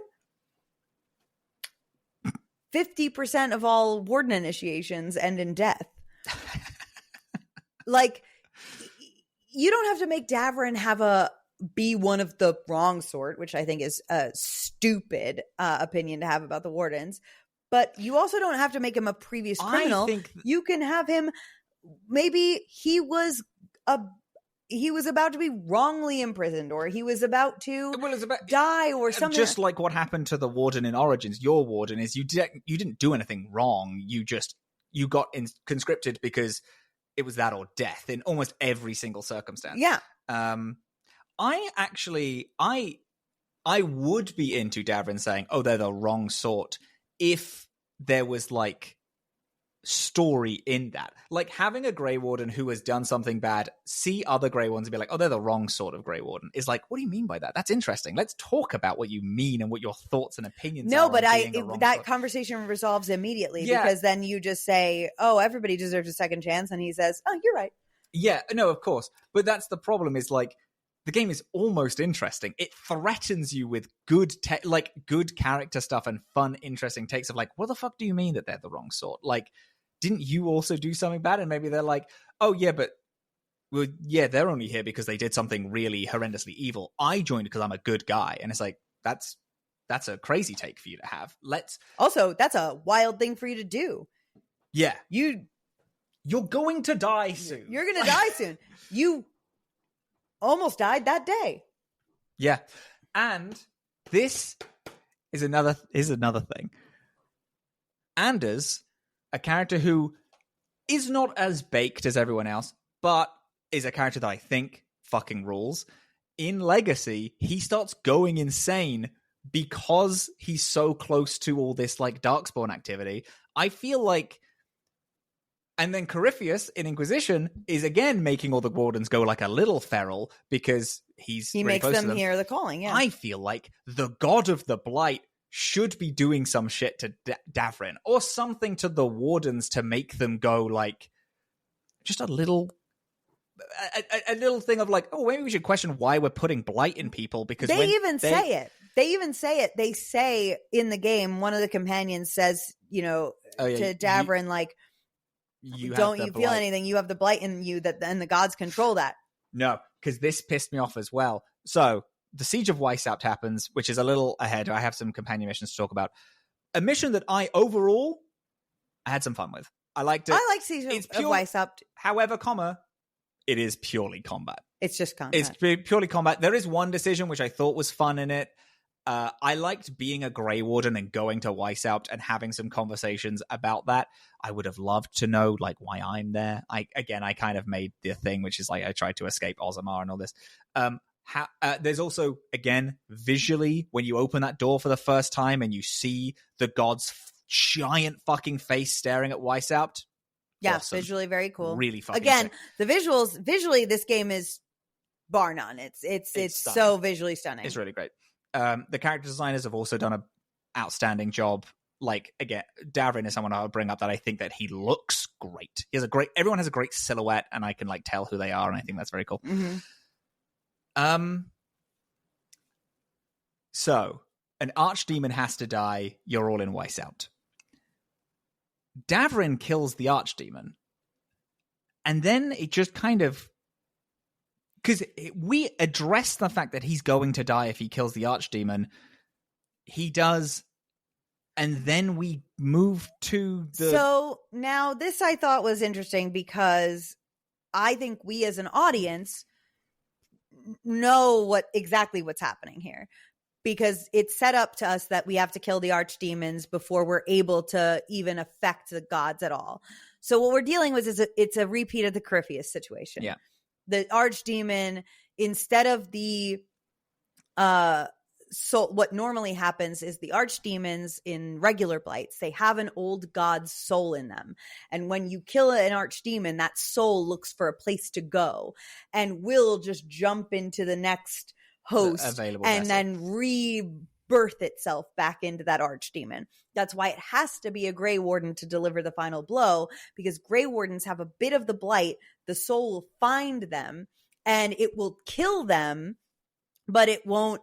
But the archdemon won't be able to rise again.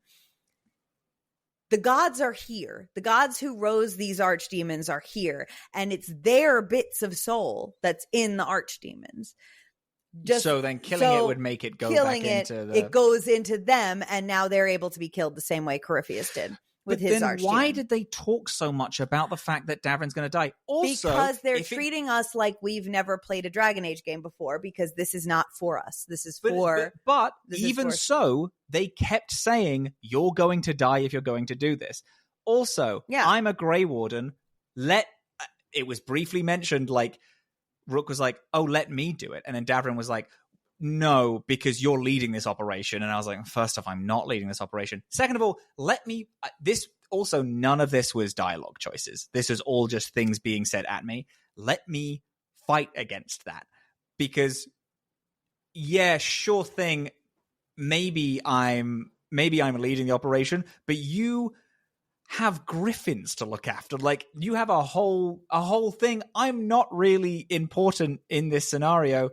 And even when Davrin takes the final hit on the dragon, he says, like, look after Asan for me, who's the griffin, stabs them. I also got the read that it went into the god, but they don't address it at all. At all. It just kind of happens. And if that's the case, I was left, what happened with that? Did he, he didn't die? It just immediately went into the god. Why did we think he was going to die if we thought this was going to happen? If it did go into the god, why aren't we talking about that? Even at the round table afterwards when everyone's chatting, it's like, why can't I say, hey, so you're still alive? Why? What happened there? And he's like, it's probably because, or Varric would be like, I dealt with this with Corypheus. It's probably because it went into it, like you severed the connection. It went into the old god, and it's like, cool, okay, I know why that happened now. And you, Davrin, have already mentally addressed why that happened, and then no one talked about it. But it's a crazy thing to sometimes treat the audience like children, stupid babies, and then sometimes just ignore bits because you're like, oh, well, no, they get it. They get what happened. And it's like, well, I don't. I played all of the games. I actually don't know why he didn't, why he, he's fine now. And it's just a thing that it's another part of this game where they don't know what a ball is, so they haven't dropped it. They've just forgotten about the ball, and the ball has rolled away, and they're just kind of making it up. It's a weird metaphor. I was really into it. I lost it a little bit. Yeah. Anyway, one would say you forgot your own ball. I did forget my ball. Yeah. Call me the Riders of Dragon Age of Veilguard. So Siege of Weishaupt, the first warden who we meet earlier in the game. We meet him. He's not anybody that we should know from previous games. No. He's the first warden. And he doesn't like Rook. Why? He just doesn't like us. Well, I mean, the thought is that you interrupted the ritual and now things are bad, and the warden is like, but he's also in crazy denial because he's like, no, there is no such thing as God. I'm like, look out the fucking window. There's a face the size of a skyscraper here. That is come on, gang. Upsetting. Yeah. And it's like, that is a thing that I was like, oh, it's just, this guy's just in such crazy denial about the fact that the gods are back, because then he's going to have to address a lot of things in his life. Yeah. But it's like, he doesn't have enough character for me to believe that. I think about the Chancellor in Inquisition in the beginning, who doesn't like you in the beginning. I liked him. As soon as he sees Corypheus, that is the thing. He then that basically that turns sacrifices him himself around, and he sacrifices himself for you. So First Warden has that kind of a role. He doesn't like you. And I punched him. I didn't. I reasoned with him, and he immediately changed his mind. Of course he did. Yeah. And was like, wow, you're right. Let's do everything that Rook says, which I was like, wait, I'm not the First Warden. I just think that you should believe me when I say that that's a god out there. Yeah. And that's who's controlling the blight. Do you know who'd be really cool if this was? It'd be really cool if it was Alistair. Oh, my poor boy does not deserve to have to deal with this. No, but I would also like a mention of him. He is the most, he's not first, maybe, but he is the most prolific Grey Except Warden I don't want a mention of him because we didn't state what's happened to him. Alistair could be drunk, dead, king, or a high-ranking Grey Warden, or in the Fade. Those are all the things that could be happening to Alistair right now. And this game didn't ask, so any mention of him will be against my will. That's true, and I don't want to hear it. I don't want to fucking hear another decision made for me by this game that purports itself to be about your choices matter. So you didn't punch him. I didn't punch him. I reasoned with him. He immediately changes his mind and makes me in charge. We have a dragon trap that we're going to trap the archdemon in and then kill it. Making our way through, you're just fighting a lot of demons. The dragon trap is really cool, but I do also question the dragon trap and its usefulness, because you fight your way through, you pick your team at the minute, but it's like an all hands on deck thing. Love that. I love an all hands on deck. I love seeing every member of the party. I like seeing the members of the party I also in like other places. Seeing who pairs up with who. Like, I think that is fun. Yep. I mean, like that. they don't fucking do anything. They throw a couple of torches for you and that's it. Yeah, but it's fun. But I do like that. The idea is for you to get to the dragon, trap it with this. Davrin is going to kill it, and then Lucaris is going to assassinate the god. Lucanus is going to as soon as it happens, take the dagger and kill. Really like that plan. Ghilan'nain. I do think that Lucaris should have had the dagger from the start. You shouldn't have thrown it to him, because there's no point in you having the dagger, truly. You should have just given him the dagger, and then that could have been a cool moment. There should have been a lot of build-up to... I mean, admittedly, this is like, oh my god, there's a siege, fuck, we need a plan, and then we rushed into it. But I like the team building of it. I think that's kind of fun. You fight a lot of guys. You get to the end. Again, this is the validity of the dragon trap that I think is weird.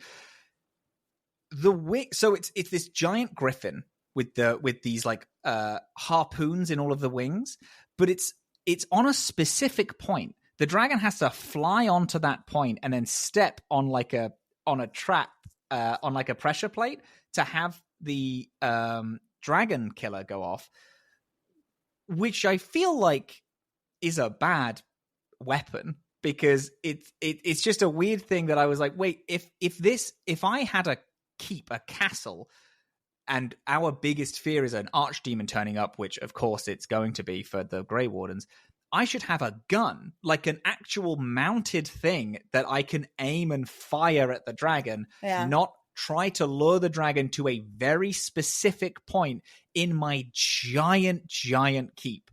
I just feel like it was bad, but it goes off. It looks very cool. Whatever, who cares? Davrin goes to stab it. The first warden's like, no! Comes out and is like, I'm going to do it for glory. And I'm like... In mine, he's like, I'll do it to redeem myself. Whatever. So okay, fuck it. Go kill yourself. He goes, he gets jumped by the god. The god kills him, takes his soul, puts it into the...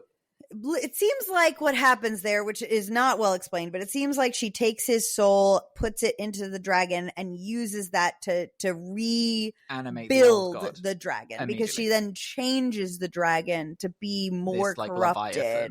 Yeah. I feel like it's like he did kill the dragon, so then but who cares? The old god soul goes into him, and then she takes it from him and puts it into the thing, because she keeps doing that. Like, it has one head at the beginning, and then she grabs another like soul and puts it into the ground, and it's 2 heads, and then she puts another one in, and it's 3 heads. Whatever, doesn't matter. She looks really cool. I like her character. She looks very cool. The fight is the dragon looks cool. The fight is fine. Yeah, it's fairly fun. I liked it. I was getting a little frustrated with it, but it's ultimately, I appreciate that it's a raid boss. It's a raid boss. It's a Final Fantasy 14 raid boss. It's a Final Fantasy 14 raid boss. That's what all the boss fights are. It has callouts. It has AoE lines that I need to dodge out of the way of. The whole thing. Yep. Whatever. That's fine. Then you chuck the dagger. Oh, and then Davrin does end up stabbing it. Big final hit. The soul doesn't go into him. It goes into Ghilan'nain, and she's pissed. And then Lucanus you throw him the dagger. Animation. He flies up and he goes to strike at her, and he hits her in the face, but she like attacks him back, like parries it, and knocks him down to the ground. And so but the thing is that she bleeds, and it would not have worked if you had not killed her dragon first. 300. I don't know if anyone's seen 300, but the point... Have you seen 300? Yeah, a million years ago, yeah. Yeah. Well, the whole thing is that the Persian king is a god. Everyone thinks he's a god. And the end of the movie is they make him bleed, prove that he's not a god. And even though they all die, they've won. Because it's like, everyone's like, oh, wait, if they bleed, they can kill it. And then that's kind of the idea of the film. And it's a really cool end for the movie. And in this, I was like, if it bleeds, it can be killed. And I think that's a kind of cool ending. But then now she scurries away. She flies off because she's horrified that now she has no dragon archdemon defense. But then also, can she not just make another if she escapes? Because when they originally came to this world, they didn't have archdemons. So then they must have made them. Yeah. And she just has to put a part of her soul into... Which is something that she's apparently been doing. She's been doing for ages, so who cares?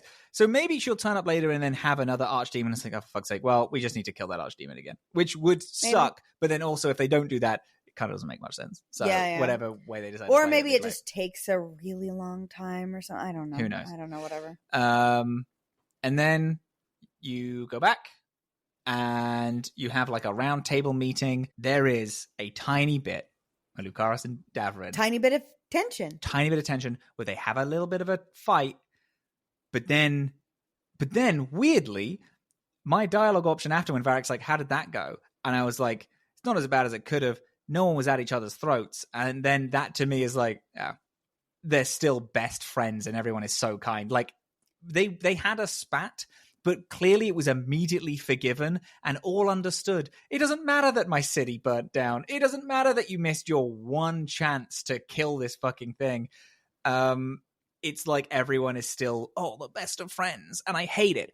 Give me two characters that fucking hate each other. Yeah. Like, that's all I want. I want two characters to keep fighting. They can't do it with this because no one needs to be here.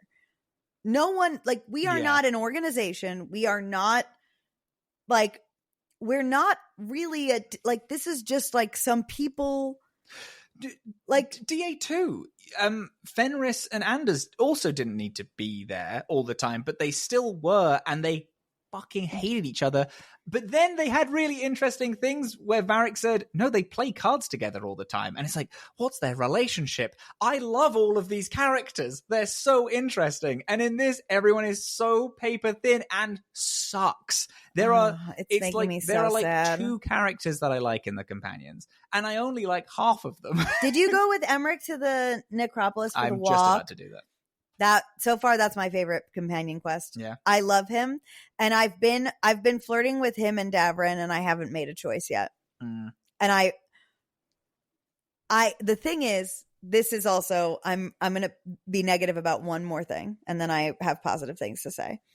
The negative thing, and everybody knows already how I feel about this, but I know that people are going to try to convince me that there is a difference between everybody is pansexual and player sexual. No, that's not There's true. not. That's not true. There's no difference. This is a player sexual situation. You're telling me right now to my face that Emmerich would fuck a woman? You're telling me that to my face? I'm going to fucking eat you all. Let people be gay. Yeah. We're grown-ups. This game series has been around for decades. It is actually time to hold them to a higher standard and ask them to write better. This game should not be we deserve the writing to have improved from Inquisition. Yeah. I want we deserve to have it improved from Origins, where there was characters that were bi and talked about it canonically. And it came out in 2007. Yeah. Maybe we should expect more from our media, and from a AAA studio that you admittedly give a lot of money to. Yeah. They can afford to treat their writers and their devs better, and they can give us better stories. And this is the thing, when at the beginning of this episode I said, it's not that everyone is pansexual. Everyone is straight. Everyone's straight. Like, if there is no point in the sexuality of the characters, they default to straight, regardless of if I'm a guy and I can date another guy. It's like, no, that person was written straight because they don't talk about they don't need to talk about it. They just need to have an opinion on it. Yeah. And it's ridiculous and it's stupid. But all right, regardless, that being what it is, Emmerich's walk in the graveyard, one of the best companion quests so far, really gives me a good picture of the necropolis and of necromancy and of Navarra's opinion on it and his opinion on it. Really cool. Good, really strong. That. I like him. And that's what I was fully on track to just romance Davrin. When I did that, I was like, oh, I'm I might actually be torn here. I might fiercely need fuck this old man. I didn't want to romance anyone because they're all children, but then I ended up being like, I might romance Lucaris because I like him. Yeah, he's cool. He's cool. But I did do his first companion mission, and I got the ick a little bit because you just go and just like drink coffee with his cousin, and his cousin like gets angry and has opinions, and I'm like, oh, cool, that's fun. But he's like very not that, and then you have like a hot chocolate. But it's kind of it's a thing. Like I had a hot chocolate because I couldn't say as a dwarf. I actually would prefer a real drink, like ale, like a proper like Tevinter wine, please. Yeah. I had to be like tea, coffee, or hot chocolate, and then I was like, oh, this game's made for 14-year-olds. Yeah. And it kind of gave me the ick because it was just kind of a boring Persona ass quest where nothing was really solved or done. Well, that's a lot of the quests in this game. Yeah. Nothing happens a lot of the time. Pretty disappointed. Encountered a really cool, interesting creature and nothing came of it. Found a creature in the well called that is called the Echo. Ooh. And it apparently took out a whole city by like kind of almost in like a that one Doctor Who episode where it like takes over his voice. It kind of did that to an entire city. Midnight, yeah. Did that to an entire city. We of course don't see it. We just hear about it. We read in notes, but then we go to the well and you talk into the well and it mimics your voice back at you. It's cool. And then you just have someone bury it and that's it. And then nothing happens. Where is that? And the Anderfels. Cool. So it just gets buried and then nothing happens from there. And I was like, wow, that was almost really cool. That was almost really interesting. You almost got me Dragon Age. I almost got a little bit of a Dragon Age vibe from that. Almost. Things that I like. We mentioned a couple of the NPCs already. I feel like the NPCs that aren't my companions are so great. I feel like out in the world when I'm meeting people, even just like random people who are giving me quests or the leaders of the factions are great. They feel really real. They feel really fleshed out. They feel more intriguing to me than most of my companions feel. Yeah. The world feels really populated. Yeah. And I like that. It's good.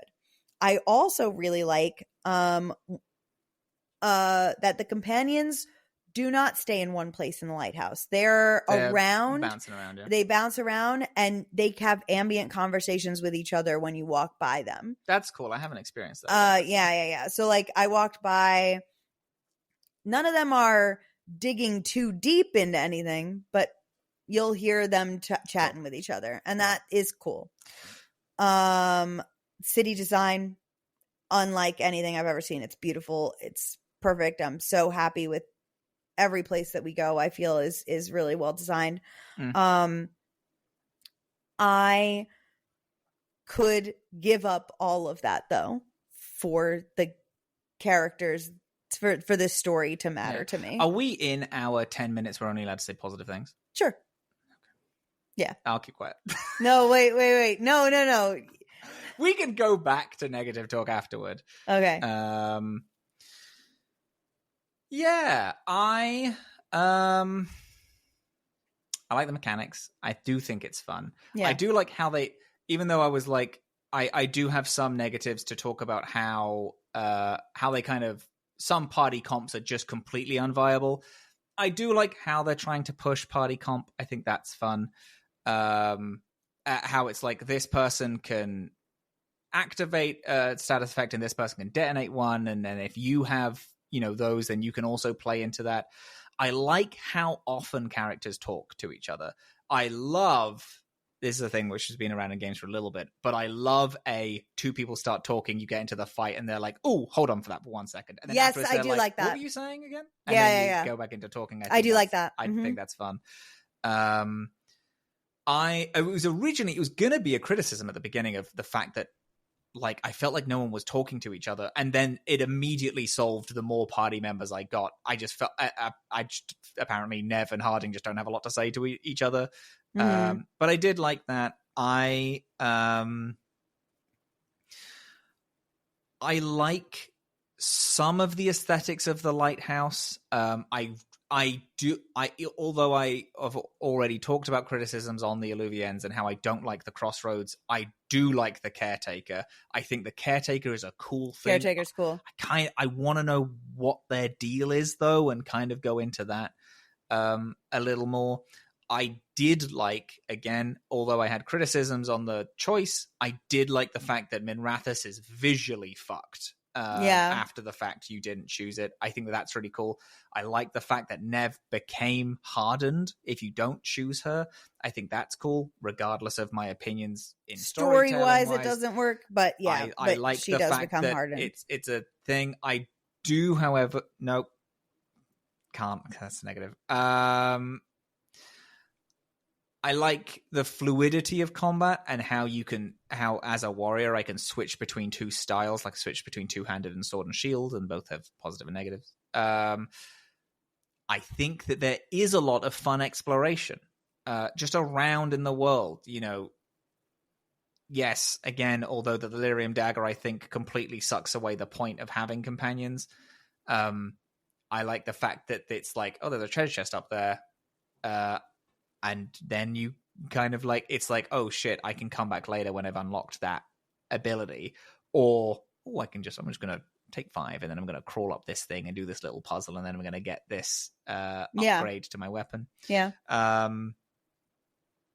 I have kind of got a grip and handle on how to like outfit my character, and there are certain fights where it's like, oh, I'm actually going to change my whole loadout right now and change my party members, because I know that like I had a big necrotic build that I had where it's like all necrotic damage is like double. I have a big necrotic build right now. And then I was going to go for a blight cyst, and I was like, well, I know that they're immune to necrotic damage, so I'm going to switch out my whole, switch out all my stuff. And then I added flame weapons and all this, and I had really high stagger because I love staggering. I think that's so fun. Yeah. I just unlocked enchantment. I do like the whole like upgrades thing.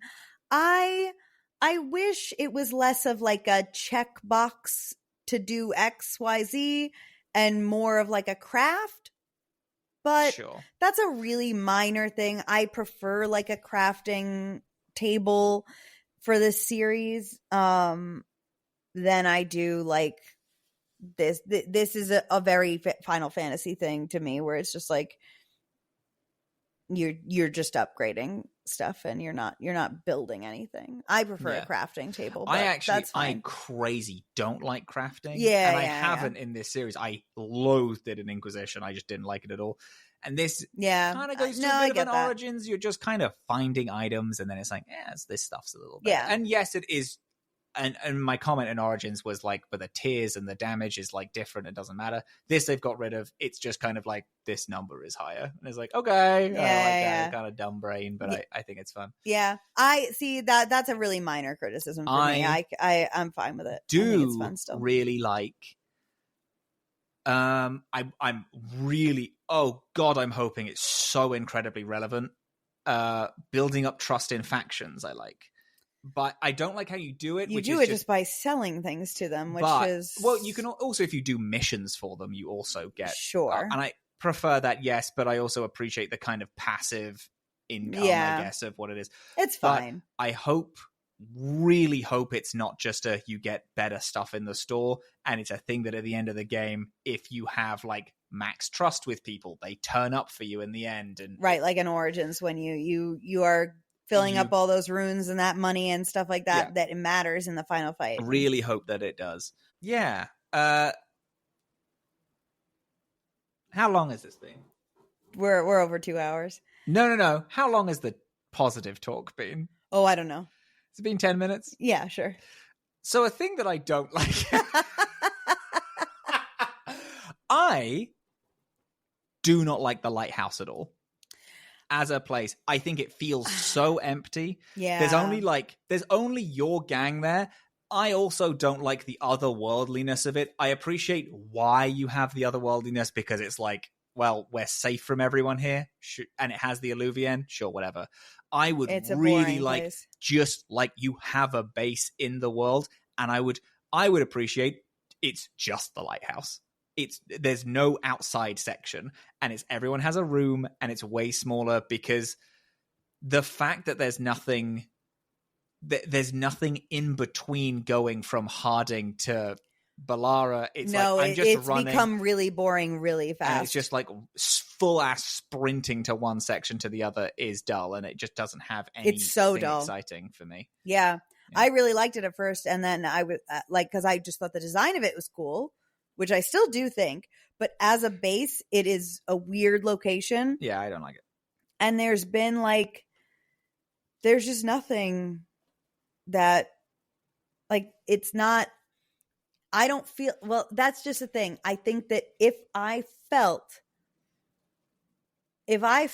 like I was connected to Rook, if I felt like I understood my role in this, if I felt like the characters were really like vivid and interesting to me, so many of my other concerns would probably not even come up. Like I probably would, but because I'm missing those core components that every other Dragon Age game has had me hook, line, and sinkered right away, all the other things that Dragon Age has always struggled with are now glaring at me.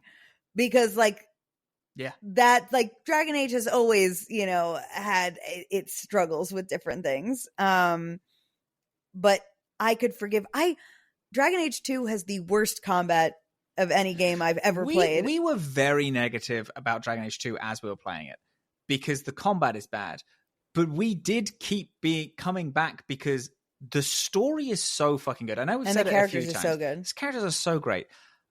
I happily finished Dragon Age 2. Yeah, and I played it multiple times despite it being the worst mechanical experience if of I my didn't life. have this show, I would not play the Veilguard. I don't think. I don't think I'll ever play it again. I think I would put it down and be like, I'm actually good. I don't Something care in the next 2 acts. Miraculous has to happen. Something incredible has to happen to fix this. Like I mean this. I like earlier when I was trying to talk about this at the top of the show, like I almost cried just a little bit. Like the fact that I don't like this game is devastating me. Yeah. Like truly. Yeah. So I need something miraculous to happen and turn this game around for me. No, I do. It's tough. It's really like it clears the bottom of this list of Dragon Age games so heartily and easily that it's worrying. Yeah. Yeah, and I think that like having just played through all 3 games and having really like explored them and like talked about them and analyzed them has, like, maybe if I didn't play the games in 10 years, the writing is still dog shit. I know, like it's the still writing bad. is still the writing is still bad. Like shockingly bad.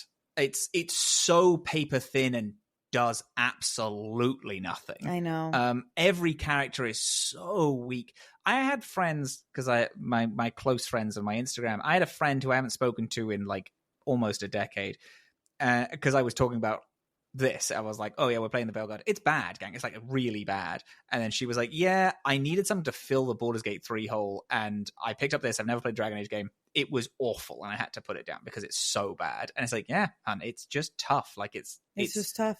It's just tough. It's just really not good. Oh, also, a little story bit that we skipped out on. The Inquisitor gives you like a Fen'Haral like statue, and you put it up in the lighthouse, and then you all kind of relive a moment. Like all of the Veilguard kind of relive a moment of Solas's life, where like Mythal betrayed Solas. right? Yeah, right. So we're finding these wolf statues in the crossroads. I found 2 so far. And you're seeing some of Solas's memories, and they're playing for everyone, so everybody at the lighthouse can see it.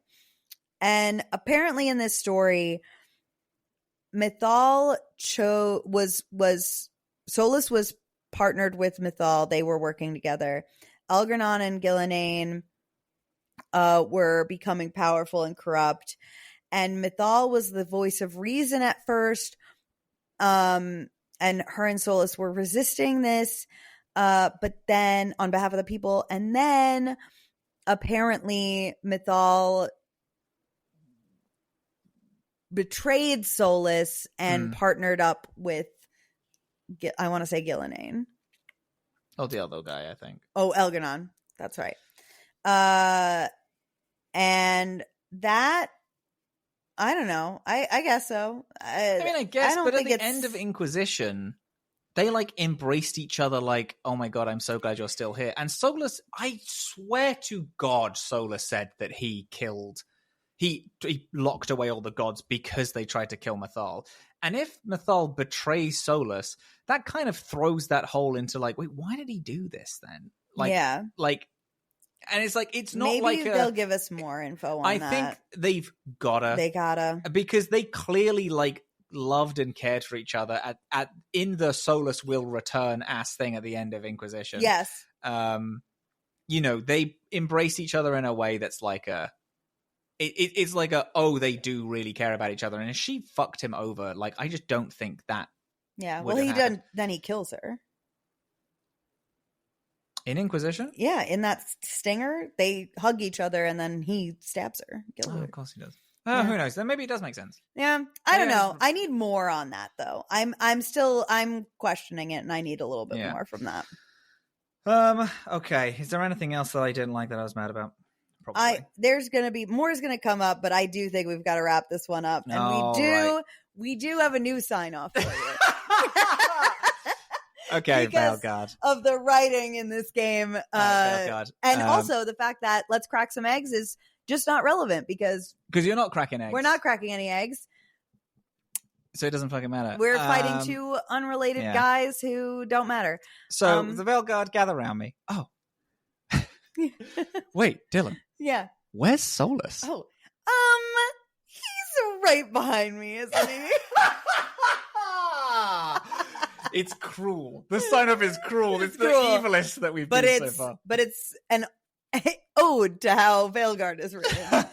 The Marvel Avengers style. He's right behind me. Anyway, thank you guys so much. Thank you all. And I'm sorry. I am sorry for how negative we're being. I just want to say thank you again. I'm sorry again. But a very, very sincere thank you to everyone who has supported this podcast, whether it's just by listening or by actually supporting us financially on Patreon.